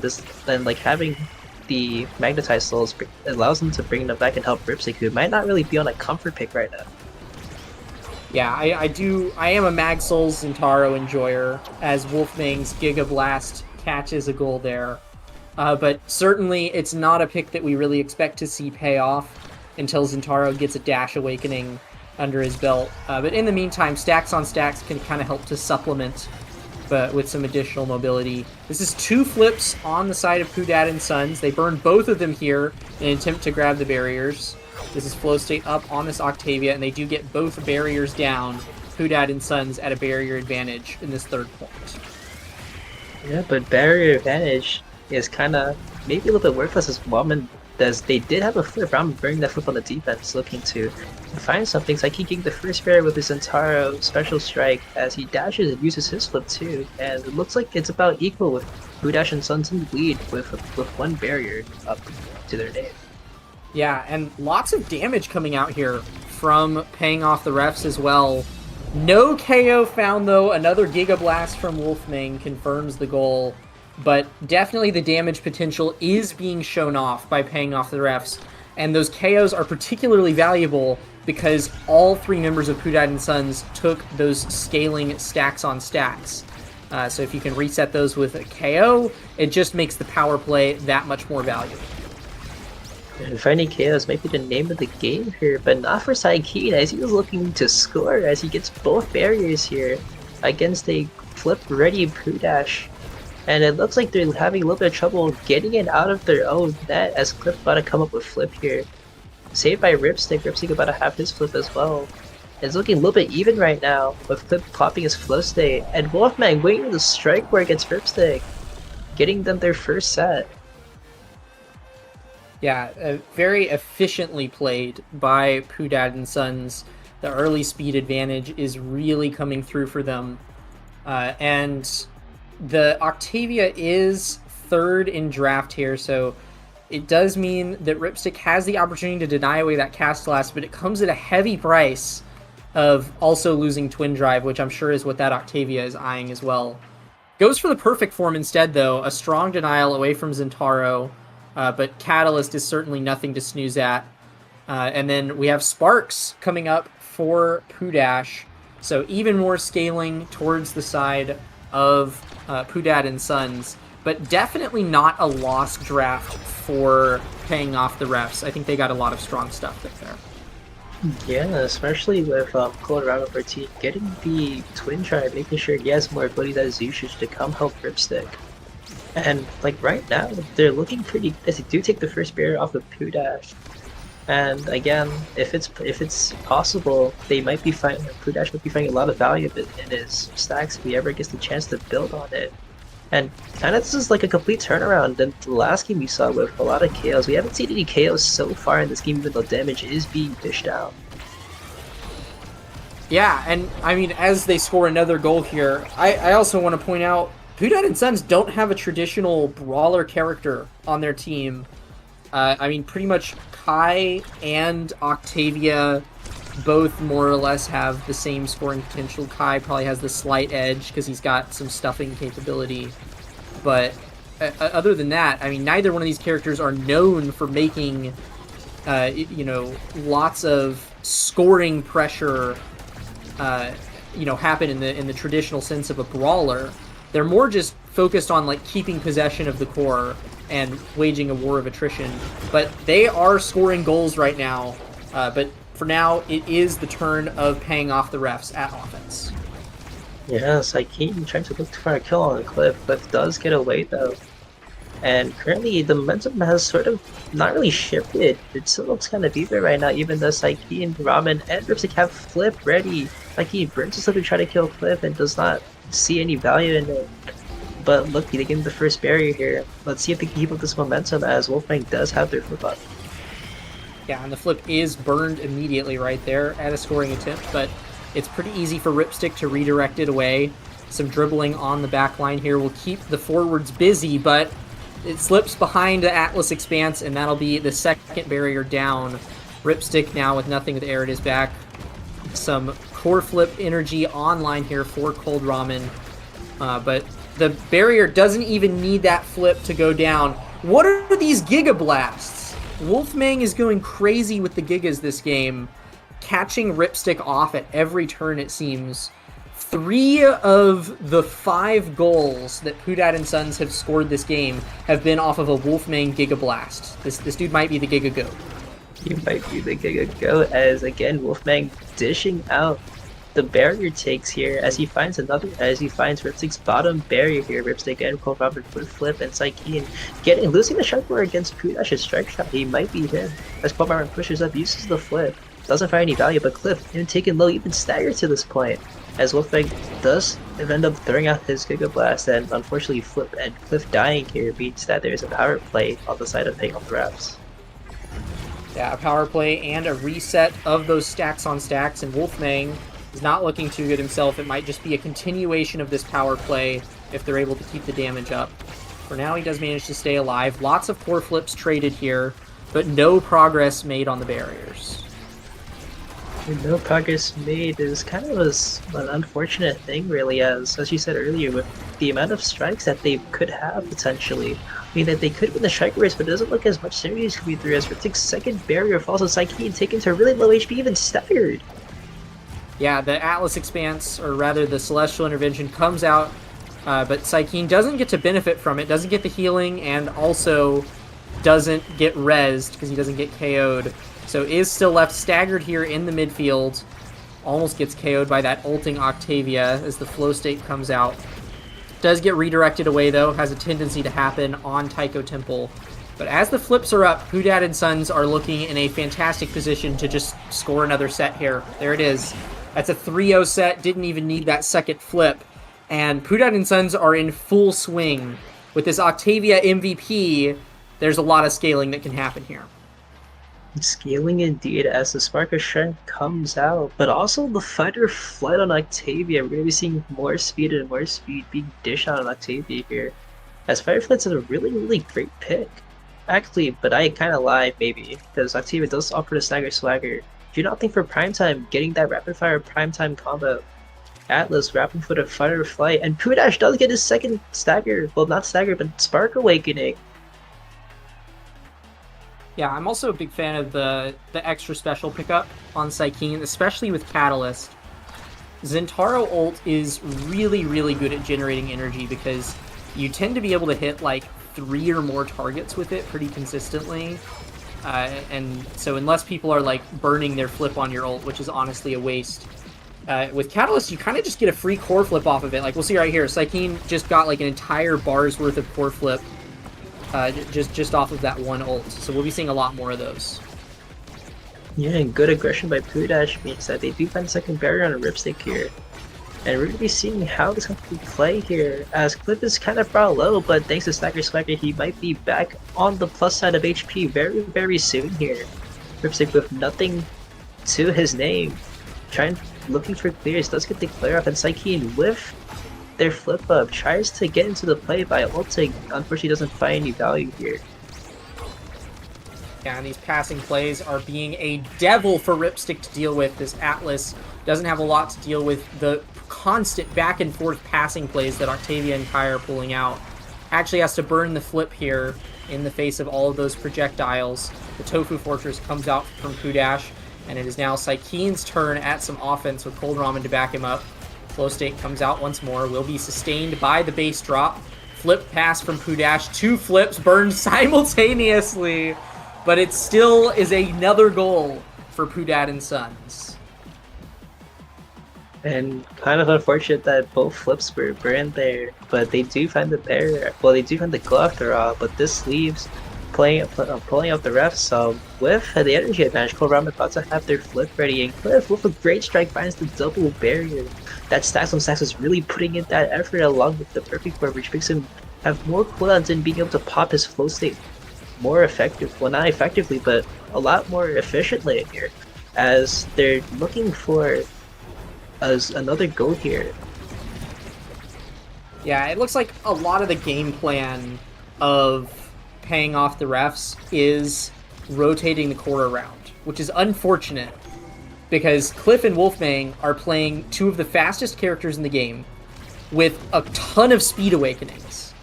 And so they are able to just catch essentially every single one of these rotations, which is why it seems like they're always constantly grouped up on the same side of the match. All 3 of them on defense or offense at the same time. Pudad and Sons are always there to respond to whatever is thrown at them. What kind of changes to the game plan do you think that paying off the refs could make to address this aggressive team comp? I feel like killing here might be their kind of only option here, as Wolfmang staggered still finds another goal here. Wolfman putting in the work, catching Ripstick off guard there because he wasn't able to pull his secondary in time. But yeah, I feel like killing here because the thing is, you don't have to kill Puda, you just need to kill one of their fours because they're both really low staggered. And Saikin has been dishing out damage along with Code Robin, so like I feel like killing might be the play here. But they haven't really found any kills yet. In fact, Saikin was the one that was killed earlier by Cliff. Yeah, I wholeheartedly agree, and there's a very good chance that Pudad and Sons close it out right here. The flow state comes out, and they have both barriers down in front of the net. Ripstick and Saikin desperately layering strikes and abilities to keep the core in play, but it's just one too many strikes for them to keep up with, and Wolfmang will secure the final goal for Pudad and Sons. A very clean, I think that was a 9-1. Am I crazy for thinking that was a 9-1 for Pudad and Sons? It was a very, very fast game. I think it was a 9-1. It's good checking. It was a 9-1. Wolfgang putting in 6 goals toward the effort, and Cliff getting three of the 9 goals. And like, looking at the redirect side, Cliff has been just dominating the redirects compared to everyone else in the match. Really, he has 165 compared to 140, which is on the side of Ripstick. And yeah, just having core control just meant that they were easily able to just dominate because you can't win if the core doesn't go with the opponent's net. Yeah, definitely. And I mean, the stats say it all, right? Constantly on defense, Ripstick with 77 saves and 148 redirects, but that's no match for an Octavia with 65 shots and 165 redirects, and of course, those disgusting Giga Blasts from Wolfmang that were constantly scoring goals in the early sets.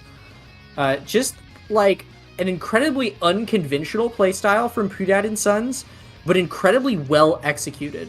Like, you play double midfield, and then you just control the midfield for the entire game, and that's going to put you a victory in the bag.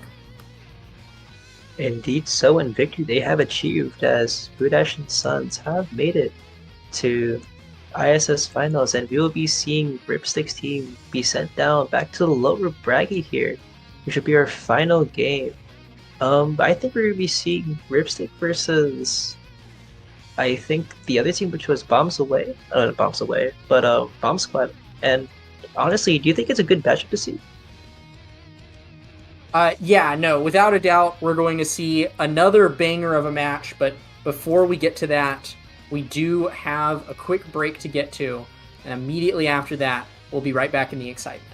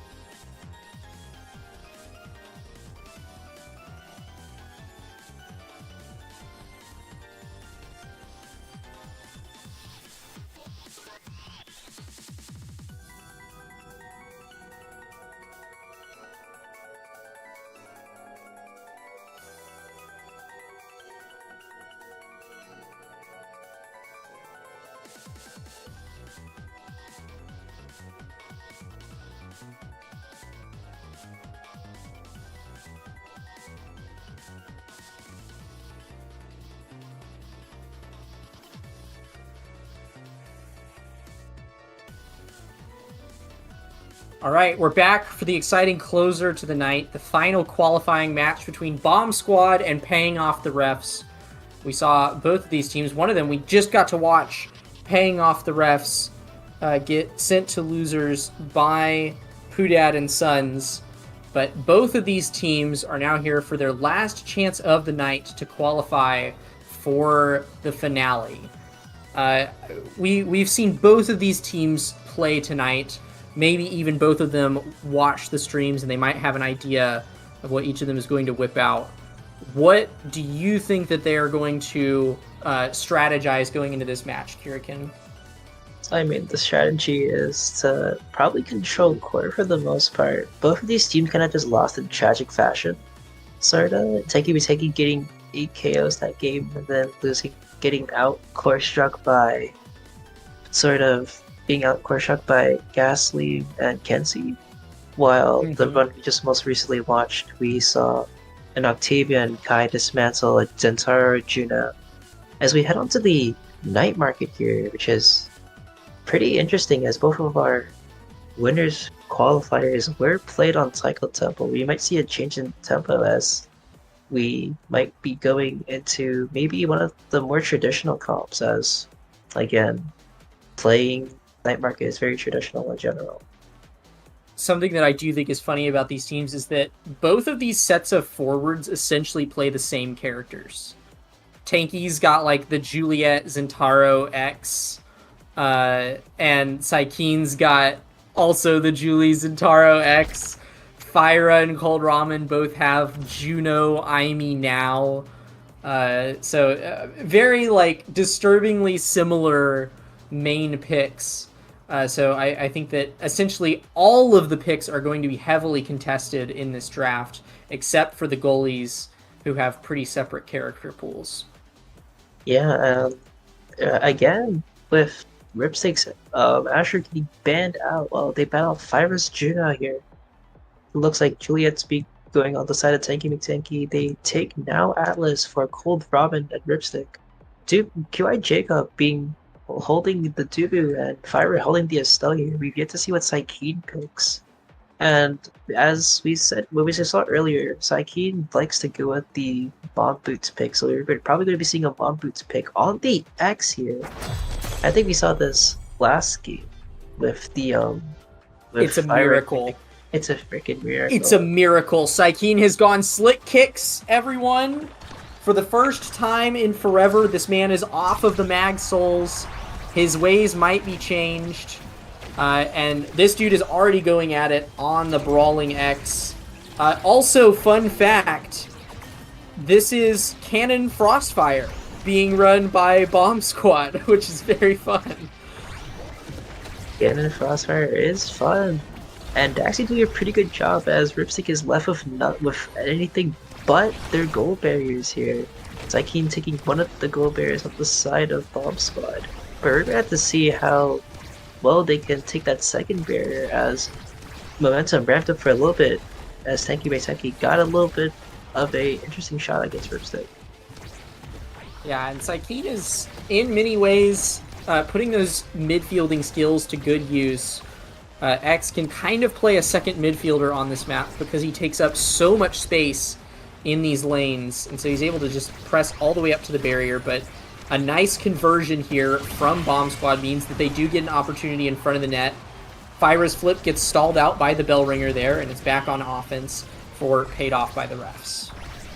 Yeah, Tanky McTanky trying to dribble to get their corner flip up, and Ripstick using the evade to dodge out Tanky McTanky's dash punch. QI Jacob's still a flip means that Saikeen would have to brawl through her flip to get the second barrier here as Saikeen pops his X Maximus. We never get to talk about the draft delay games here, as Fyra did score, but we have Spark of Speed and Prime Time. So Spark's being taken by Tanky McTanky, Saikeen, and Ripstick, while Prime Time being taken by Fyra, Jacob, and Cold Ramen.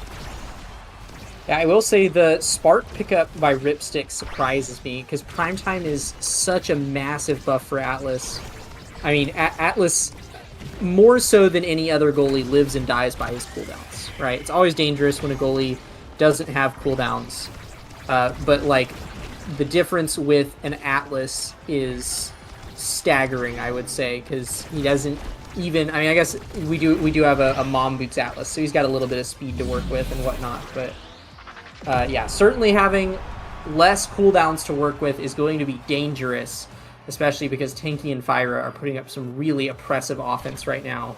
One flip to each side, but a slight energy advantage to the side of paying off the refs as we move into the third point. A 2-point lead for Bomb Squad. So speaking of energy, both bears get taken by a Cold Ramen flip right in front of Jacob, leading Saikeen to take both berries and also the goal. 10 second point there for the paying off the refs means that this may be a momentum swing chain. Yeah, we'll see if they can keep the chains rolling. Tanky McTanky is looking awfully menacing here with this core flip. Does burn it there. Actually gets out the Atlas Expanse with a Night Market angle. And a flip burned by Saikeen as well. And a KO! The Flame Flurry into Dash Punch secures Tanky a KO. They have passing in front of the net on this power play, and another Juliet dash will secure it. So actually, that means that the dash wasn't even burned to kill Ripstick. That was just a Flame Flurry into Punch. And Fyra will take set MVP. And set MVP means that a lot of good things are looking on the side of Bomb Squad as Twin Drive come up, Unstoppable comes up, and even the Spark here, we're going to be seeing who takes the Spark, is still taking perfect form. Now getting the Monumentalist though could be a big thing, but a trade-off means that Tanky McTanky will be picking up their second Spark as Saikeen goes Rampage here, and the draft pans out with Doobie taking Twin Drive and Ripstick opting for the Unstoppable. Now again, Tanky McTanky with two Spark Awakenings mean that he's going to have a lot of speed and a lot more cooldowns versus a Monumentalist now. Yeah, and Tanky did give up a lot to take that Spark. Both Adrenaline Rush and Knife's Edge were on the table, but Tanky doesn't need those to get KOs. He'll make his own opportunities. and establishes a very early power play here. But definitely placing a lot of hopes in getting a third spark, in particular, if you're Juliet, you're really eyeing that spark of strength, right? So Tanky is hoping to see that in future drafts for sure. Well, getting that spark means getting the goal barriers here, as they did kill one earlier, but the duality of Psyche and Ripstick both holding it down while Cold Ramen was dead means that they're going to have to be going through a tough duo here, as Tanky goes for the dash on Psyche. Doesn't work out. Psyche dishing back with an X Maximus. And looking at the energy so far, Ripstick does have their flip up, and QI Jacob also has a flip up. Psyche coming up with the flip. Yeah, they do get a brief attempt at offense, and actually it's Cold Ramen essentially on solo offense there who grabs it. This Monumentalist now already paying dividends with how much range those abilities are now taking up. Ripstick finds a KO with the Atlas primary there, and flips are up for essentially everyone right now. Traded in front of the net for Fyra and Ripstick, passed up to Psykeen. QI Jacob will burn his here. The Sentry drone taking up a lot of space, but the dash punch will be taking more players off the map. Cold Ramen forced to heal up here. No barriers on the map. The Expanse comes out, but it is a power play for Bomb Squad for the time being. The Fire still looking a little bit low there. Unfortunately, they're back out. Stagger. It goes back to a 3v3. Psyche respawning, and a great strike by Tanky. Tanky means that the Warrior will go in past Ripstick, giving Bomb Squad another point to expand their lead. Yeah, Bomb Squad does just kind of have the CDR builds of all time. All three of them have a ton of CDR awakenings. Tanky has 2 sparks with Spark of Focus, Twin Drive Prime Time on QI Jacob, and Prime Time Perfect Form on Fyra. These guys just always have abilities to respond to essentially every situation, and they're getting plenty of energy here, and actually that flip will be burned to confirm the KO onto Psykeen. But it's certainly making for a very tough game for paying off the refs right now, because they're just at an ability deficit.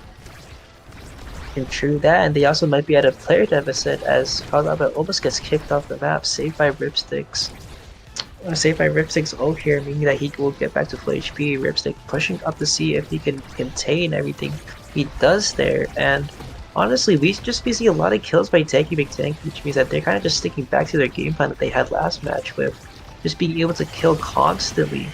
And compared to paying off the refs earlier for reference of just not killing and going with port control completely.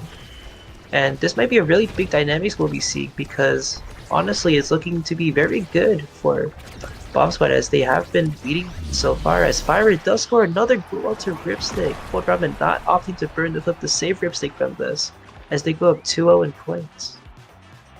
Yeah, it's such a tough thing to spot, right? Because I think that if I was in Cold Ramen's position, I would have thought that Ripstick could be in range of that, but I'm not even sure. That might have actually been a Mom Boots being reset difference. I wonder if the Estelle ult made it to where Ripstick couldn't catch that. I'm not sure, but definitely an unfortunate situation here, and the energy advantage does swing towards Bomb Squad once more at a 2-point lead.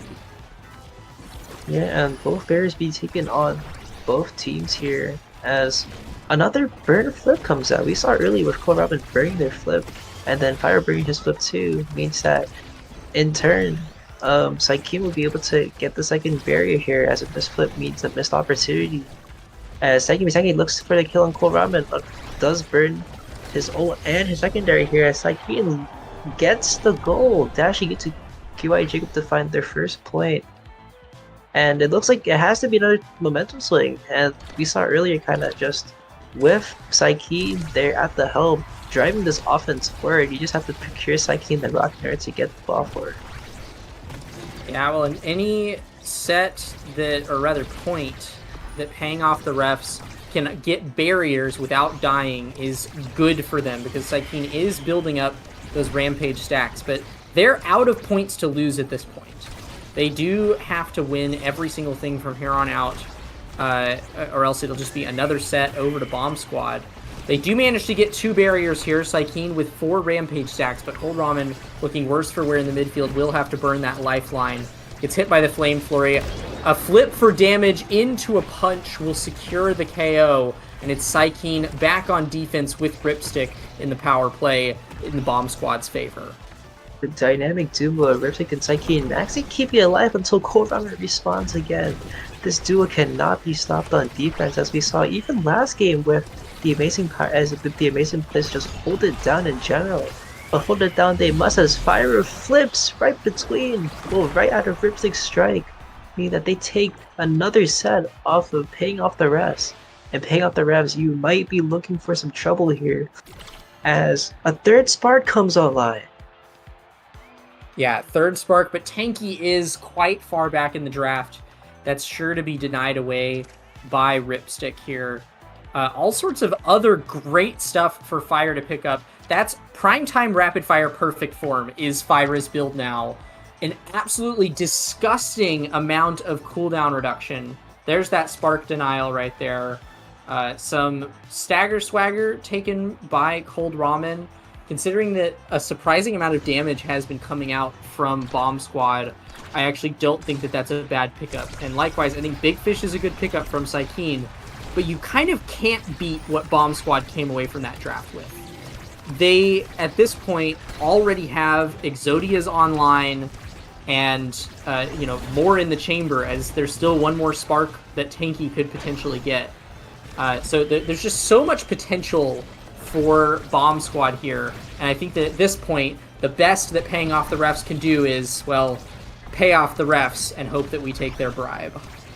Yeah, and even they might not even need the 3rd spark, as they could come up with this point here, as Tanky unfortunately misses his dash punch on Cold Ramen, because that they're still up in players, and with the barrier gone on QI Jacob's side means that QI Jacob has to defend. Misses the strike, unfortunately. Psykeen finds a good angle and it's set to the top side. Yeah, that is one of the most dominant offensive performances we've seen paying off the refs put up throughout this game. Finally seemed like they found their stride for a second there.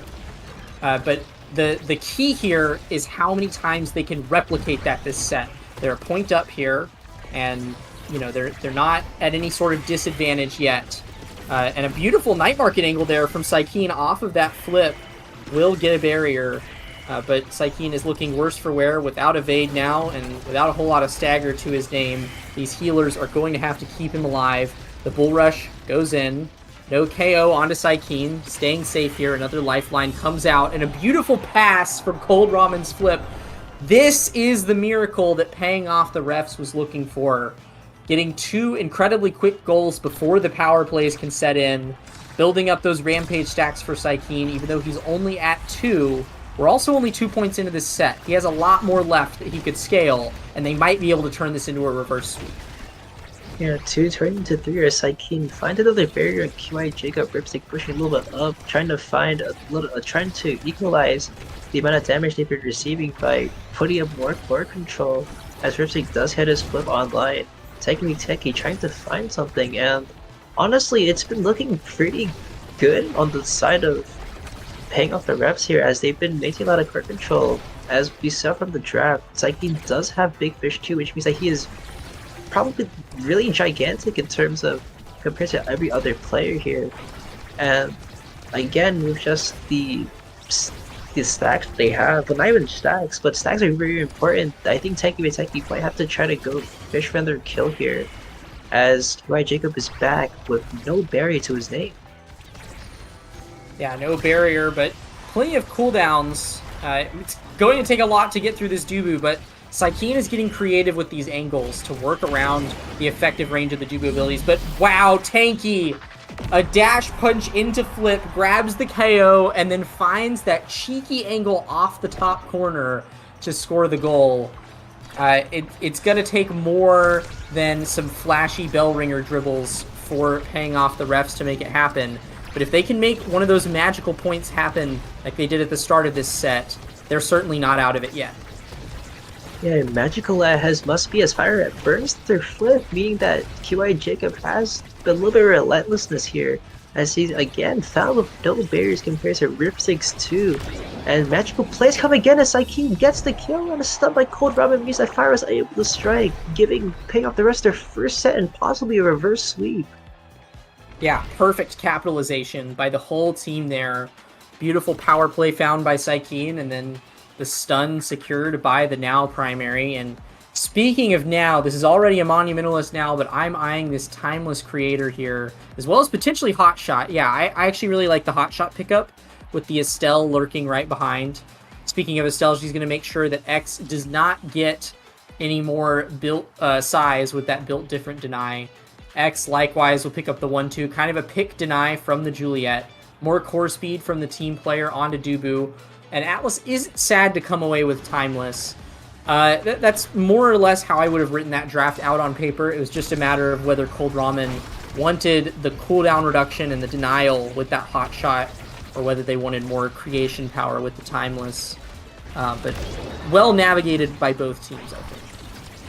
And Tanky McTanky picking up the pace that he was kind of lacking last set, finding a KO very early on Cold Ramen. Last set he didn't really find enough KOs and didn't really, I wouldn't say missed a few, but he just wasn't able to find it. He wasn't in the right position to get there. But Tanky McTanky actually getting 1 kill, but on the side of HP, he might be looking a little bit low here. So is Cold Ramen though.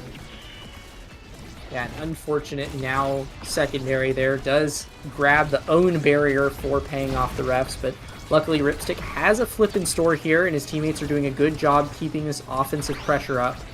X, taking up a lot of room in the midfield, is able to fully contest Fyra now. Some really impressive midfield play here from Sykeem. Does find the barrier as well, stunning QI Jacob off the core, but QI Jacob is close to a flip of his own here. Has plenty of abilities to respond, and as we enter a neutral state, it's anybody's point. Anybody's point is a night market angle, gives it back to Cold Ramen, and he sends it right between Fire and QI Jacob. Unfortunate night market angle means that thing does happen, and these might be the miracle plays that Ping Out the Rest might need to get them back into this game here, as they are starting to pick up the momentum yet again. Yeah, I might have caster cursed the neutral state there, but that does mean another point to the name of paying off the refs, another step on their staircase towards a reverse sweep. Tanky with a flip here in front of the net. Ripstick does manage to pass it down to Sykeem before that's a super large threat though, and bit of offensive pressure here for paying off the refs. Cold Ramen holding strong in the midfield, making sure Fyra does not make any progress here, but eventually it does get cleared to Tanky. Plenty of Atlas cooldowns to deal with that Juliet though, so no progress found quite yet. The flip is burned there, the piercing shot goes wide, and both barriers are still up for these teams. Yeah, and Sykeem having to burn another, well, Tanky makes, well, not even Sykeem, but not even Sykeem, I'm losing my words here, kind of, sorry. But Tanky McTanky trying to find something will burn the flip here, and is brought really low. Sykeem kind of looking for a kill here, but Cold Ramen also looking really low, as this point is turning to chaos as overtime means that core will go faster, and Cold Ramen with the hot shot means that now will be setting core at max speed. Yeah, luckily, oh, there we go. Unfortunate. Tanky does manage to find the dash punch before Cold Ramen can regen. They do have that stagger swagger available to them, but if you can keep a stagger swaggered person from getting that regen, you can still KO them. And speaking of KOs, Sykeem finds a KO of his own, and with this 1-2 punch, now also has plenty of core speed to his name. So a beautifully coordinated offense there means that another 2-point lead goes to paying off the refs. Even in the face of the disgusting builds that Bomb Squad have managed to acquire, paying off the refs have made quite the menacing builds of their own, and those powers are really starting to show through in this set. Yeah, and even though Tanky did get KO'd there, he still has 2 stacks over his name, which means that powers will still be dished out. But honestly, I think Paying Out the Rest has actually found their rhythm here, because Sykeem is actually looking for kills now, which are going to be needed as he gets enough size to take the second barrier. Also, staggers Tanky, and he's gone off the map. Fire also brought to under half HP here, and Sykeem trying to procure it to Ramen with an interesting Dorito. Keeps it away from Jacob, and Cold Ramen finds another kill. making it a greater power play even as Tenki comes back online. Yeah, Saikeen rocking almost 75% size by the end of that set, and you put that much size on a 1-2 punch X, and he is sure to rock your world. A well-deserved set MVP. If I'm this X, there's a couple things that Saikeen can do here. Either you grab the Spark of Resilience. He's got 2 sparks here, which I think he has to do to deny the 3rd spark away from Tenki. So that is the correct draft there. Fight or Flight picked up by Tenki. Stacks on Stacks is a fantastic pickup for this now. It's really easy for her to build those up, especially with Monumentalist, because her secondaries hit everything. Nice Aerials pickup by the Atlas. Definitely, I would say, an underrated awakening on Atlas, especially after its recent buff.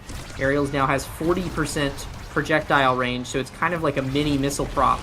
And that does also mean that Estelle has to settle for explosive entrance instead. We're moving into the 5th set now. If the reverse sweep keeps on going, maybe we can see Paying Off the Refs take this, or perhaps it'll be a return to form and a triumphant victory for the Bomb Squad. Yeah, triumphant form it is, but in order to have the triumphant form, you must stop getting killed off the map, as Fyra is taken out and Tenki almost killed there by Cold Ramen, almost knocking him off the map here with the flip of Fyra coming back, killing Saikeen, but he gets immediately revived by Ripstick here. And momentum is completely on the side of Paying Off the Refs here, as a great Naldorito sets it past Jacob, past Fyra, and secures another point for Paying Off the Refs here. Yeah, X and Now are the new Era X. Like, Now has officially replaced Era in the meta as X's forward duo. And on Night Market, this is their home. And we've seen Paying Off the Refs scale to hell this game. They have incredible builds to their name now. And it's just a matter of whether or not we can see Bomb Squad make the most of the awakenings that they've picked up. Because they have really strong builds. But they're not a team that's like known for this crazy scaling like Now X is. So it's going to take some ingenuity on their part to make this victory happen. And as their barriers go down, it's looking more and more dire. Yeah, and Cold Ramen and Saikeen both have flips. Saikeen looking to find something good. KY Jacob forced to burn their flip. And kind of just clears it away. Fyra and Saikeen both flip, about to have their flip up. Brookstick with a great patience play, just waiting for Fyra to burn an ability there. Means that they won't find anything yet. It's like he trying to kill KY Jacob there with his flip, doesn't find any value in it. And it's looking completely on the side of Paying Off the Refs, as Cold Ramen with the flip sends it into Jacob, who unfortunately pulls out his primary there. Gets caught lacking with the tech, and Cold Ramen just sends it right in to give Paying Off the Refs match point. Yeah, this is a completely different Paying Off the Refs than we've seen all night. A quick double barrier here from Cold Ramen, and they are in prime territory to just end it right here. Tenki flips just to keep the core in play for another few seconds. Still both barriers up for Paying Off the Refs, but the Tofu Fortress already coming out. Fyra has a flip of their own here, will burn it, but it's quickly defended away, and now no more defensive flips. Many large defensive cooldowns burned away, and all it takes is one big offensive push right here for Paying Off the Refs to end it all and earn their spot in the ISS finale. Ripstick with a flip here, burns it, Bell Ringer all the way through to Saikeen. Nobody is fast enough to catch that out clear, but the X Maximus is popped here, and all 3 players of Bomb Squad are on defense now. Tenki with a flip, grabs the speed gate, runs in to try to help out. Defensive flip looking for here, but Cold Ramen and Saikeen are keeping the corner offense up. Tenki comes back, Tofu Fortress comes back online, flip is burned. Ripstick still with a barrier, still with plenty of Atlas cooldowns, but it's the Sentry drone that catches QI Jacob's flip and secures a finale spot for Paying Off the Refs. Great job by Playing Off the Refs for actually finding the momentum in stride. Earlier, that first game that we saw them play, which was the finale which was their winners finale qualified, they weren't even finding the KOs, which were practically needed to keep them alive. And I think this game they took well notice that they had to KO in order to win the game, and KO they did, finding not one, not two, not three, but 8 KO. Well, not one, not two, not three, but 1, 2, 3 for the team as they find 6 KOs. As Tanky McTanky racks up another 8 KOs to his name.